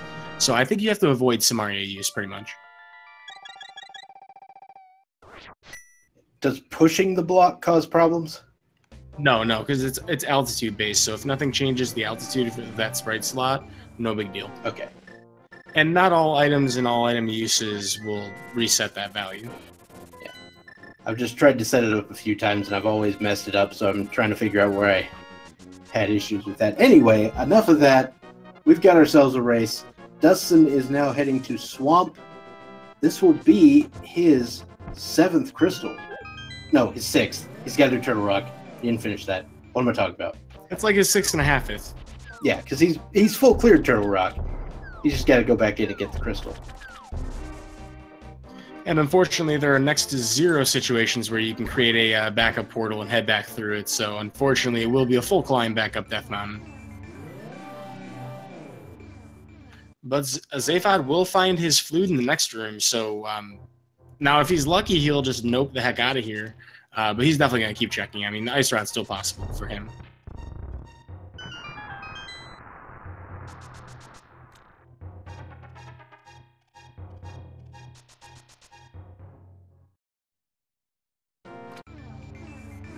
Well, this will be a go mode Swamp Palace, and then immediately up Turtle Rock.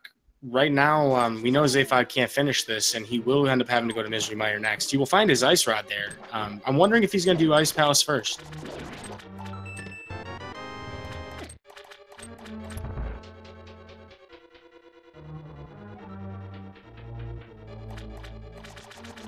It would be very fortunate for him to not do Ice Rod first, because he would likely end up hitting that Ice Rod, or did I say Ice Rod? Ice Palace. He would want to hit that Ice Rod first in Misery Mire, which he would get on his way to the big key chest anyway, so that would be the best case scenario. Unfortunately, he has to go into Ice Palace first, because that's where Bombos is. Ah, yes, so that's rough for Zaphod. At this point, I would be willing to pretty confidently say this is Dustin's race to lose, but anything can happen here in Randomizer.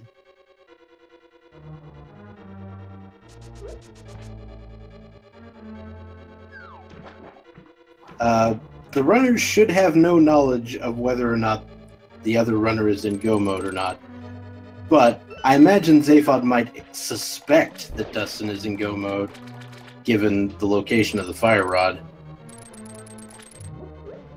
Yeah, we've been seeing it a lot. People have been more willing to dive into Turtle Rock in this logic, so Zaphod probably does feel pretty behind here.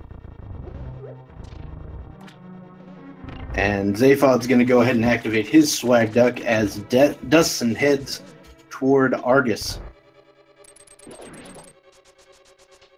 Well, I haven't seen it from many people in this tournament, but I would love to see a zero-cycle Argus today. I'm sure as we get closer and closer to elimination and further into the tournament, we're going to see more attempts at stuff like that. But if you guys haven't seen it, it's doing an item dash, which is pressing the item and dash buttons on the same frame while you have your sword held out. And if you do that really smoothly with some really difficult frame-perfect presses, you can do all of Argus before you ever spin stuff around. Which is an extremely fast fight. Very difficult to do, though. If I'm not mistaken, with the Butter Sword, I don't think you even need to dash. Like, the Butter Sword pokes will just take him out. The puffballs, anyway. I mean, it would be a little quicker. With the Tempered Sword, you definitely need to dash because you don't have the damage to do it otherwise. Well, I guess the big advantage to it is that you can just do the hook shots faster. Okay. Either way, though, one cycle is still pretty quick, and Dustin's really showing us just how fast this fight can be, even with regular strats. And by the way, when I say like it's an unnecessary fast kill, it pretty much is. Like you don't save a lot of time from it. Ooh, but the silver arrow saves you a little bit of time there, with a very nice shot to a rather finicky hitbox, if I recall correctly, on Argus there. So very nicely done. Yeah, difficult to hit, and Argus moves very fast as well. So with the weird angles he takes, it's a lot harder than Dustin made it look there. And as we might have expected, Zaphod does go ahead and look at Misery Mire area, not going to find the required Bombos medallion, and will therefore more than likely head off to Ice Palace. Now, unfortunately, it is still possible for Zaphod to still want to do, Mothula, thinking, hey, I haven't checked the pedestal. Or did he check the pedestal, or was that Dustin? It was Dustin who checked the pedestal. Yeah, so being that he hasn't checked it yet, he may consider that, and on top of that, the one item that he knows he missed back there, now that he has the fire rod. It's not likely by item density as a choice you might make, but some people do choose to try to metagame, thinking, hey, my opponent might be ahead of me. I gotta do what they didn't. So there were a whole lot of really, weird item placements in this game. You had both bow and hammer in pod, which is hilarious. You had fire rod in Turtle Rock, which is dumb. You also had Bombos in Ice Palace, which is, my adage is if you find Bombos and you're looking for Fire Rod, it's an Ice Palace, and if you find Fire Rod and you're looking for Bombos, it's an Ice Palace. So, yeah, it certainly makes sense to me. I mean, you only need one of the two at any given time to get into the dungeon.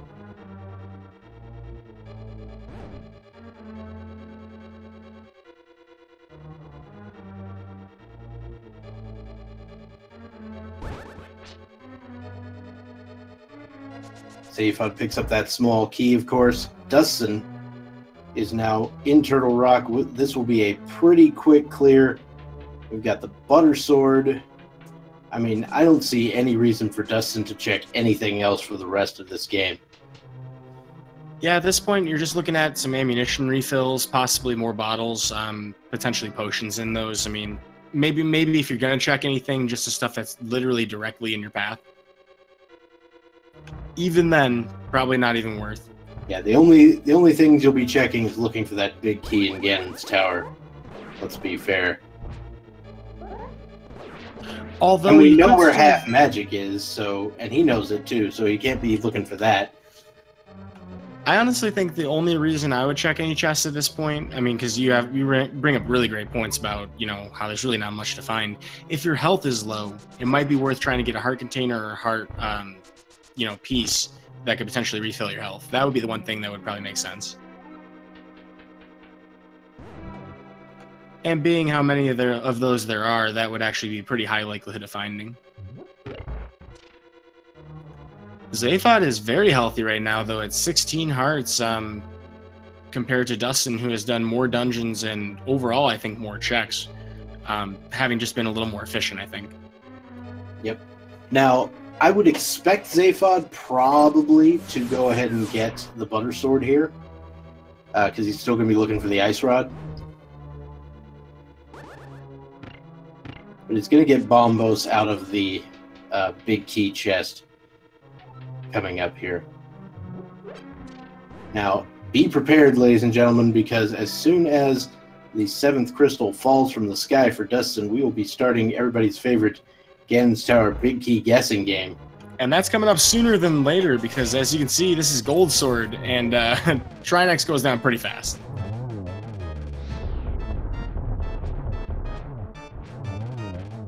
Not quite in time for the 0 cycle, but a very clean 1 cycle.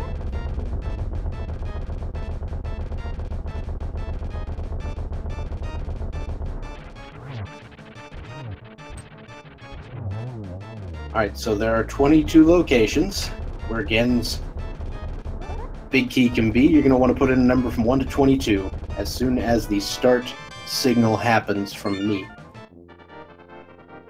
I was almost about to do it myself. Well, I think I know already which chest you prefer. Now, as far as number goes, it just kind of depends on how the key logic senses, but I would confidently say if it's right then left, you're thinking, what, chest 14? You know? Yeah, that is generally the plan.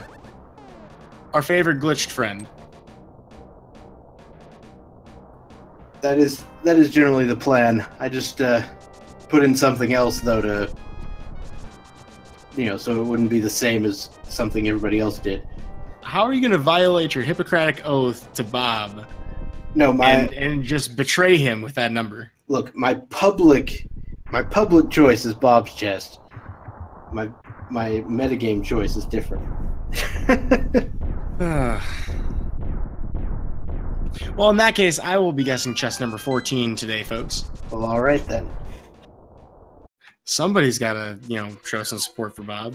He's probably going to die, though. The bong torches could absolutely have it. All right, so here we go. We've got big 20 in the first chest, big 20 in the second chest. No right side play today.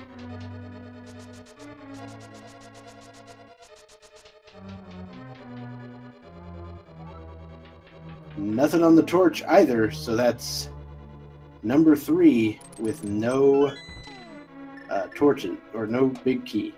Everything's coming up, Bob. He is going to survive today. Yay! In the meantime, Zaphod's going to melt down Cold Stare here. Going to make his way to Misery Mire shortly. Chest number 4 is a small key. 5 is a small key as well. 6 and 7 coming up here. 6 is a whole lot of love. Actually, Sanctuary Heart. Very nice find. And a heart piece. You know, good guy Red Skeleton there, just making sure that we had lost the health, so we know for sure that that was the Sanctuary Heart. Gotta appreciate his patriotism. I didn't know Red Skeleton was in this dungeon. Anyway. Ah, I see what you did there. I'm bad. Moving on. I think I kind of laid that up on accident, though. I didn't even see the reference coming, and then I'm like, oh, right, Captain America. Well, looks like we're Now gonna be that's 2 Red for 2 Skull. on That's a Bird. different guy. Oh, right.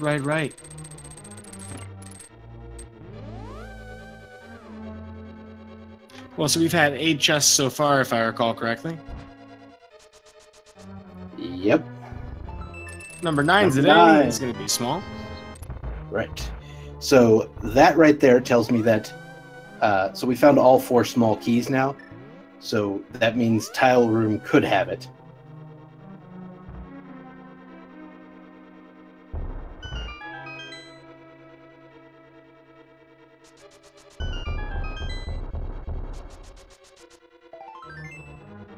$10, $11, $12, $13. All right, Bob's chest coming up. That was like an assorted room of trolls. Very true. Mushroom for good measure. Sounds good. Well, we found, and we understand now why Ganon puts his drug hoard in the randomizer room. The NMG runners would never find it. Yeah, but I mean, the NMG runners need to stay off of that. Anyway. Good point. But we do have hope, and we have faith in Bob. We're going to find out in a moment if, 1, he's going to survive, and 2, if he's going to have our item. He does not have the big key, and he just jumped across the room. Yeah, I mean, teleporting Bob here. He wanted to avoid this show that we have going on here. This is Armos on Ice, folks. Get your tickets.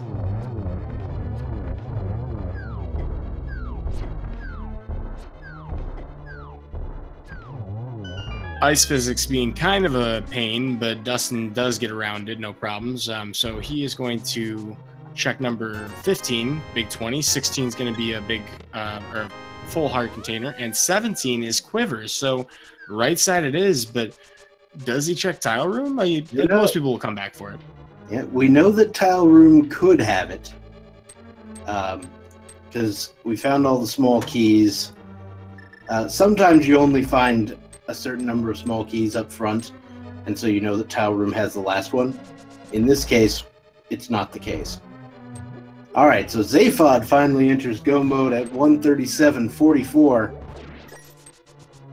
and is unfortunately going to attempt to skip the cutscene room and have to come back. Yeah, I want to say it's about an 8 or 9 minute difference total right now.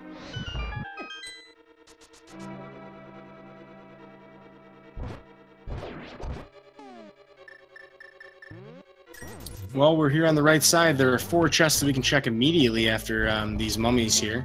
That will be 18 through 21.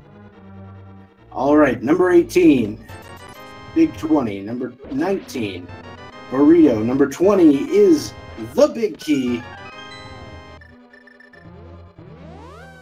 Well, 20. Today, if you chose number 20, you are the winner today. That winner is, or the closest guest from a sub or a supporter of the channel, donating at least 250 bits or more, was a guest of 19 from Mass Connect. So congratulations, you have entered our leaderboard, and thank you folks for playing. Let's cheer on Dustin and Zaphod as they finish up the rest of the seed, though. And speaking of which, if you guys have enjoyed the show so far, I know I certainly have. Best way to show support for these guys is give them a follow on their personal Twitch pages. See, next time they're going to be online doing Randomizer. Both of these guys are definitely contenders in the brackets. Absolutely.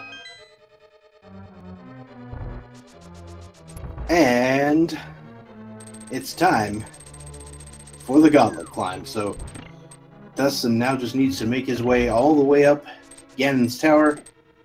Through few rooms of enemies between here and there. Once we've dealt with that, it'll be time to face off against the final boss. Well, Dustin does manage to get through Ganon Ball Z pretty efficiently. Next episode, he's going to be going through the rest of this gauntlet, missing his arrow at the beginning of the room, but he does recover very nicely there.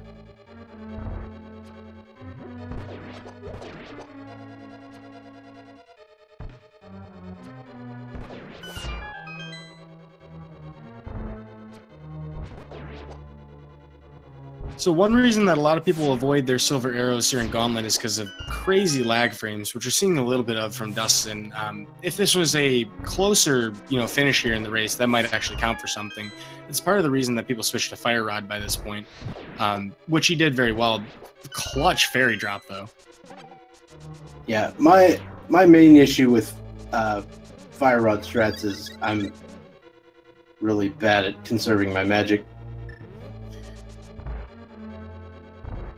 And that's definitely a concern if you don't have the half magic like Zaphod has the advantage of. So Zaphod probably will spam more of it in Gauntlet.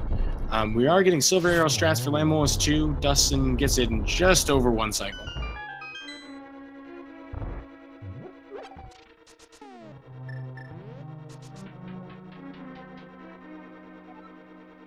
Alright, so Zaphod's back with us, has the silver arrows. We'll be shooting some stuff at Vitreous here. That'll be a quick kill on Vidi, and then he can go over and take out Turtle Rock. Meanwhile, dustsen going through some of the more fun rooms in Gauntlet.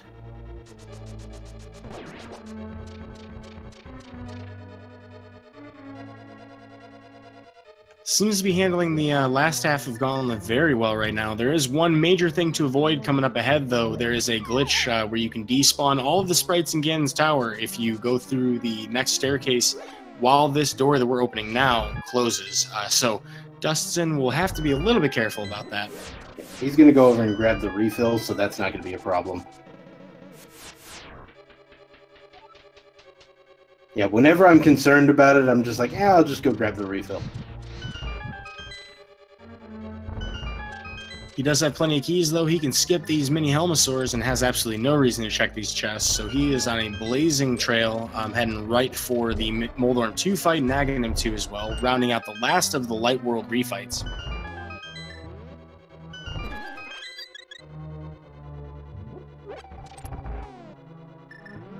Yeah, I like to say that Ganon's Tower sometimes reminds me of like a Dr. Wily stage, where you have to fight all the old bosses, except this one cuts off halfway through the game. Oh yeah, getting a lot of the gauntlet. I mean, the boss gauntlet that you get from those games. And you get kind of like the most challenging versions of everything you've already done in the game. Part of the reason that Zelda: Link to the Past has such great game design is we get this foreshadowed in Hyrule Castle Tower, right as we finish up the Light World, and to have all of that come together, we just finished 7 other dungeons in the Dark World. Very interesting to see. What's funny though to me though is to find a vanilla Big 20 after Moldorm 2. There you go. I'm sure the chat will be happy with that. As they should be. It's always nice to see people getting that last little bit of spare change on their way to Ganon, potentially buying, well, I don't know, a 12th potion with it. I mean, I don't know. Does Aghanim accept bribes? If that were the case, we'd be in pretty good shape to do that. We can't exactly pull a Sid Meier's, corner of the energy market on that one. That's a Alpha Centauri reference if anybody played that ever. There you go. But we have Geometry Wizard on the right here, so the RNG for these bosses that are heavily RNG based, like Aghanim 1, 2, and Ganon, for example, the pattern's going to be the same, including warps, but after a refight, it wouldn't be. So if we had bad luck here, dustsen would have a different fight in his hands, but he does clear it up. Dying on Aga 2 is the worst thing that can happen in a run. Like, you think I'm joking? I say the worst a lot. In this case, I actually mean it. Yeah, and that's one thing that I found really exciting about those interactive races is when people kill the runner right then. I was watching the race with Sakura Tsubasa yesterday in Space Cat Universe, and somebody killed Sakura right at the Ganon fanfare. Why you do that? But I mean, it takes a lot of bits, so I mean, I can't fault them. They're definitely supporting the streamer, just maybe supporting a heart attack as well. But with Gold Sword in this Ganon fight, this is going to be done pretty fast. So it is just 6 slashes with the Gold Sword. Spins do the exact same amount, That's 6 per phase for phase 1 and 2. We need 4 total with jumps here in phase 3. And then we need to pump 4 silver arrows in again to finish them off. So very close to the finish here. All right. So we finally reached phase 4 of the Ganon fight. Did we find the arrows in the Dark World? You bet your sweet patootie we did. And Dustsen gonna hit a double here, or not? He was trying for some like really sweet fire rod, strats to get in the torch glitch, but it doesn't matter. We don't need it for this. Right, we're gonna need to light the torches one more time. Oh, ooh, way to hold the opposite direction of the knockback. Yeah, that's an interesting thing. Fire bats will send you the wrong direction that you're pressing.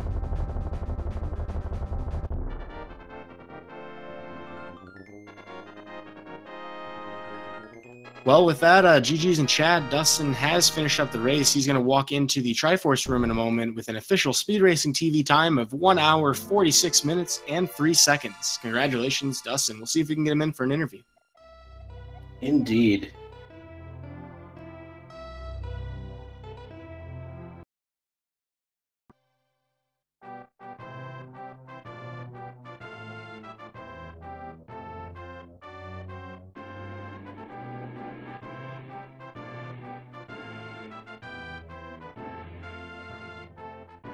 With that, though, Zaphod is also on the way to Ganon's Tower, so pretty much that much of a difference between these runners for their overall time. So if everything goes pretty well, this should be about another 7 or 8 minutes for Zaphod to finish up.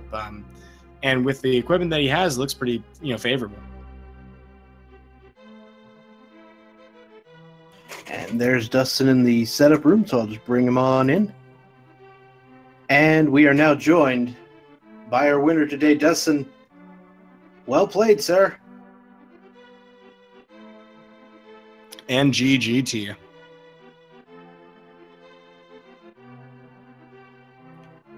We may not have Dustsen's mic picking up. Just 1 sec. There we go. Well, tell us, how are you feeling after that one, Dustsen? We were in for a treat ourselves on our commentary couch. I was so happy when I took that gamble with the fire rod. Yeah, it was like, whoa. So the fire rod being in that one chest in Turtle Rock, I imagine you can tell that it kind of trolled your opponent quite a bit here. That was a pretty huge deal. But it wasn't the only weird thing about this seed. How'd you feel about that Palace of Darkness situation? You mean that it leads to, the Palace of Darkness didn't lead to the lamp. It was EP. Right. Palace of Darkness was quite fine for me, but the mini turtle with that one that I couldn't find it. I was so angry. I thought, hey, normally it follows you. So I thought, okay, it must be behind me somewhere, and I keep getting slashing with the hammer, and it didn't hit, it didn't connect. So I thought, what's wrong here? It must somewhere here. Right. Mostly I was referring to the fact that both the bow and the hammer were inside pod, which is ridiculous. Yeah, that was kind of hilarious, but it was all both were in the light spot dungeon, the light spots from the dungeon, so nothing in the dark. Right. But yeah, that's for me. I think it was the only dungeon which I could go in, except Eastern Palace. So yeah, might as well do them both at the same time, right? Yeah. I wanted to check EP definitely, but since I knew Pedestal wasn't required, so I thought, okay, I think I have all 3 items, so why killing it? I don't need it. Yeah, that's another thing that gave you some advantage there. Your opponent never checked the pedestal, and you did, so you knew not to have to go to Armos, and he actually went and killed Armos. Actually, I think he did check pedestal, but at a different point. I think Chow was correcting me earlier about that. I think Zaphod may have checked pedestal, but I know he hadn't checked it by then. Yeah, exactly. Yeah, I checked it pretty early, so I knew, okay, pedestal is nothing. stupid for the viewers that it's killed so early, but yeah. Well, we did see a lot of pretty crazy spots in general. I mean, we're talking about, you know, the absolutely bonkers hookshot cave, and you know, just the locations of pretty much everything where Humorous does. When we were talking about, you know, what could have been in Turtle Rock, we were almost convinced that you were going to leave Turtle Rock after you picked up that fire rod. And once we found out that the flute was in there, we were, you know, waiting with bated breath to see if Zaphod would make that, you know, kind of mistake. Thankfully, neither of you did, because that would have been a gigantic time loss. Yeah, when I'm in there, I would check it right away, everything, because if there's one item more in there which you need to progress, it could be a stupid medallion, then yeah, you're screwed. You have to go back in, that costs so much time, so I prefer to check everything, and then if I don't find the ice rod, so then I have to bail out, which I forgot. That I didn't have the ice rod. I thought, oh, I found almost everything, so now I can kill. Then I went up, and oh no, I don't have the ice rod yet.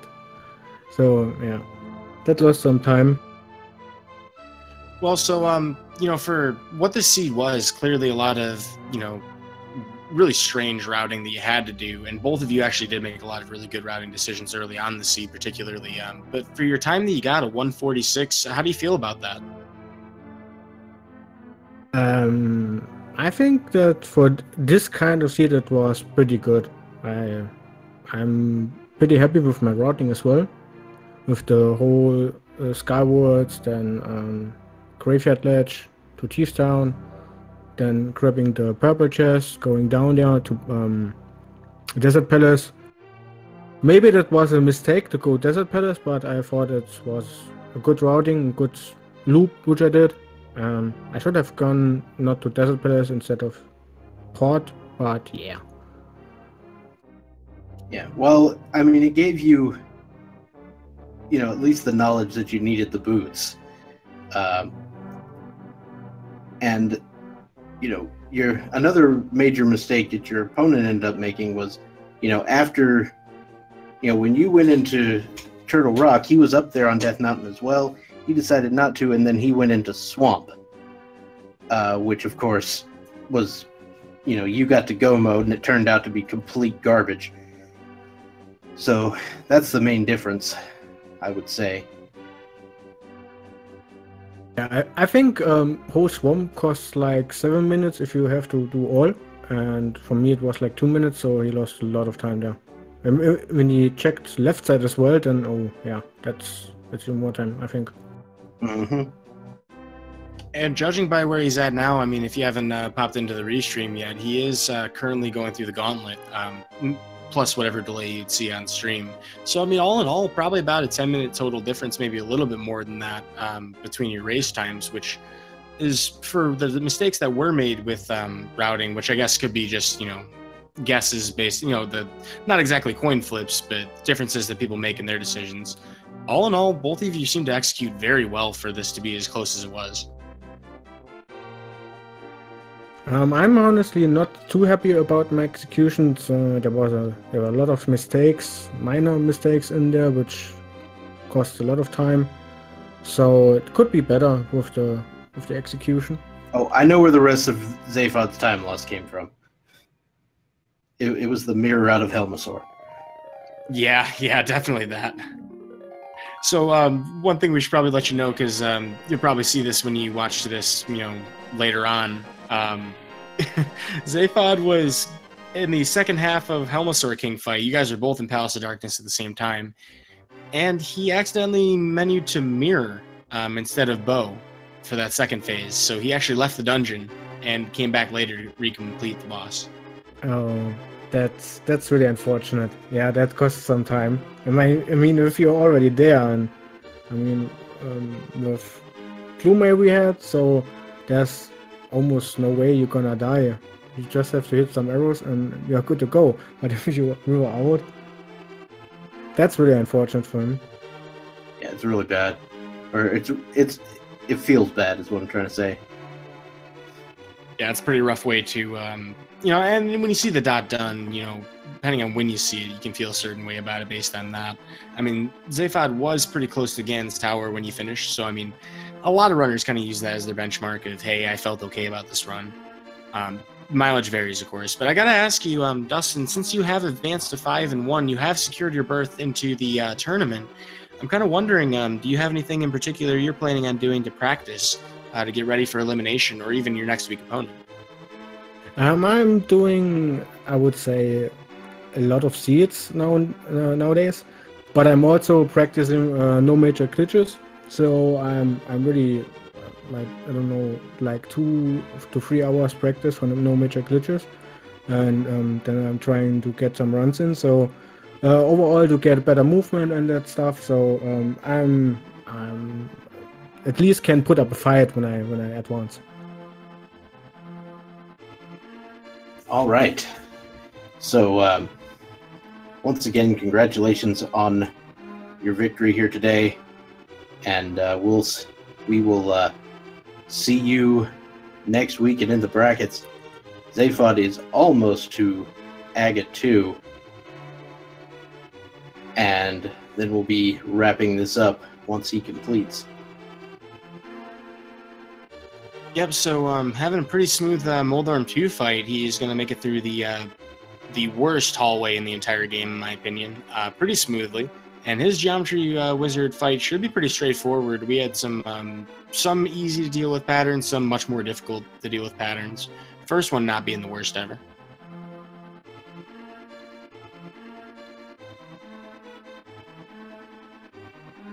Oh, he gets a double, a single. Let's see if he can pull off the triple on this one. This is a really hard triple, though. Yep, splits the uprights with a couple of those shots. So 2-1-1-1. Should be able to get one in here as well. And there we go. All right, now, folks, the most important lore question of the entire Zelda series, and I'm not talking about timelines here. How in the world does the goose get to the Dark World in the top of Ganon's tower and go through the portal to the Light World? So here's the thing, right? So you fluted to 1 to get here, right? To get to the mountain. Okay. Well, the thing is, there's a portal right outside Tower of Hera, and sometimes sound gets through that portal. And so the duck is like, wait a minute, what's happened here? I must go. And that's how he gets there. So you're saying we get lassied? Correct. Wow. Today I learned that the duck is actually kind of like a golden retriever. Yep. Also, it's the true form in its heart is also a duck. He's already perfect. So that's why when he comes to the Dark World, he's not some other sort of strange abomination. I see what you're saying. He's not tempted by the golden power. Exactly. It's like, I got everything I need. I'm a duck. What are you going to do about it?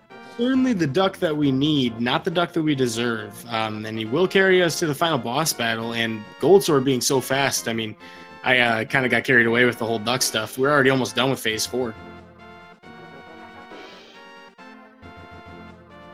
Just going to need 2 more arrows here.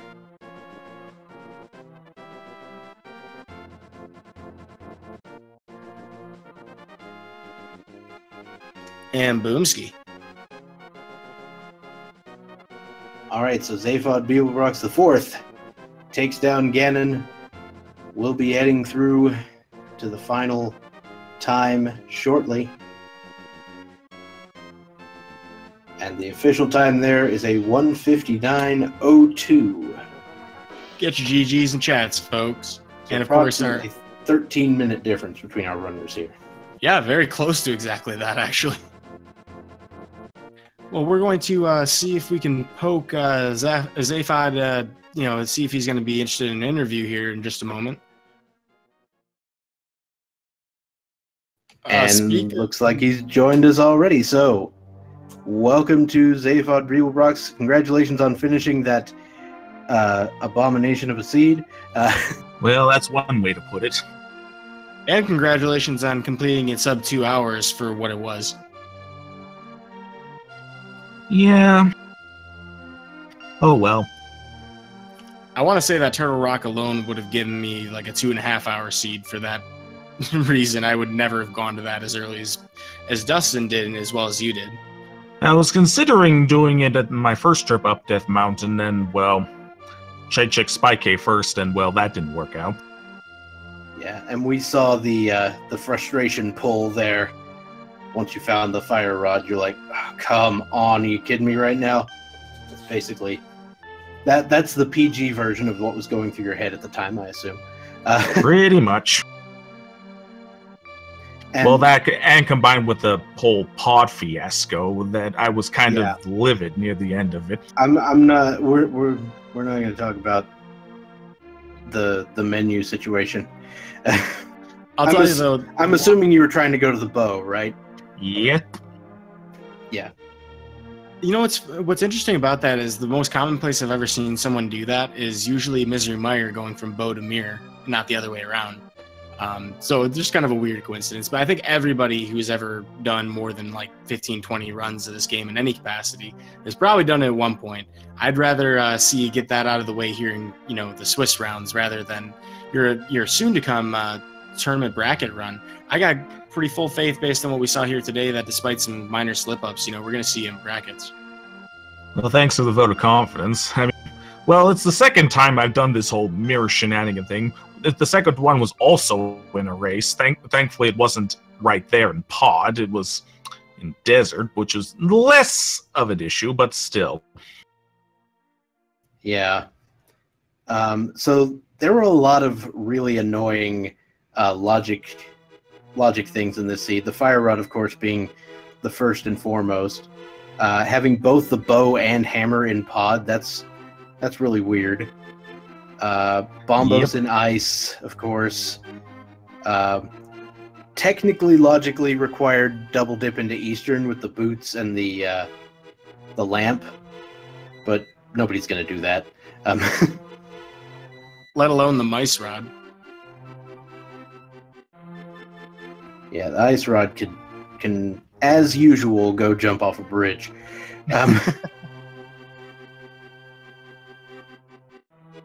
So, is there anything else you'd like to say about this run? Or anything you'd like to shout out? Not really, and I kind of want to leave it at that. I understand. That does make plenty of sense. Well, we're certainly grateful to both of you for putting on the show for us. We mentioned a couple of times early on in the race, but best way to support these guys and keep tabs on them, see their next tournament race is obviously to follow them individually. But we also encourage all of you in the audience to follow all of the speed gaming channels, whether that's Speed Gaming or Speed Gaming 2 through 6, or ALTTPE Randomizer or ALTTP Randomizer 2 through 4 to catch all of the tournament action. Mm-hmm. Yeah, so thank you once again to both of our runners, Zaphod Brielbrox IV and Dustsen. I also want to shout out our tracker, Zelda Disson today. He did an excellent job keeping track of all of these items on the screen so that you could follow along with the action here today. Couldn't have done this without him. And of course, I want to thank you, Eudaimonistic, for riding along with me today. Was my pleasure, and always happy to commentate any match that has a Hitchhiker's reference. Appreciate that, by the way, Zaphod. No worries. And of course, once again, if you appreciate anything you saw here today, the best way to help those involved is to give them a follow here on Twitch, and I'm sure we'd all appreciate it. There's a little more rando action coming your way today on the Speed Gaming channels, and then the next round begins tomorrow. So be ready for that. Yeah, as far as tonight goes, only a couple more hours of matches left for matches starting. 3 p.m., we already had one start just now. Airy Roar versus Lunchtime_ATH on Speed Gaming 5. At 4 p.m., or in an hour from now, we'll have Sefi Compacto versus Gesellschaft on Speed Gaming 2. And on Speed Gaming 3 at 5 p.m. Eastern Time, we'll have KJB, The Hero versus Kroya. And that'll be the last match of the week. Going into tomorrow, we'll hopefully have Challenge not take like 1,300 hours to get our next round figured out. I have to imagine Bracket's going to be a little easier. Yeah, Swiss pairings are a non-trivial problem, but I think the implementation that Challenge uses is probably not the best. So we'll see. But it's going to Fingers take a while. Anyway, thank you all once again for watching, and I will just say that I have been Dr. Bobtastic. And I've been Eudaimonistic. And we'll see you later. See you next mission.